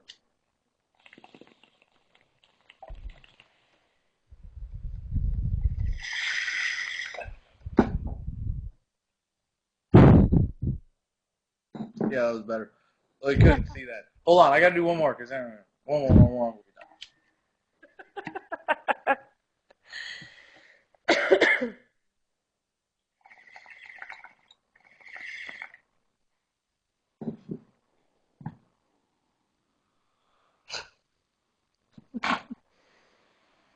Have a good night, everybody. See you later.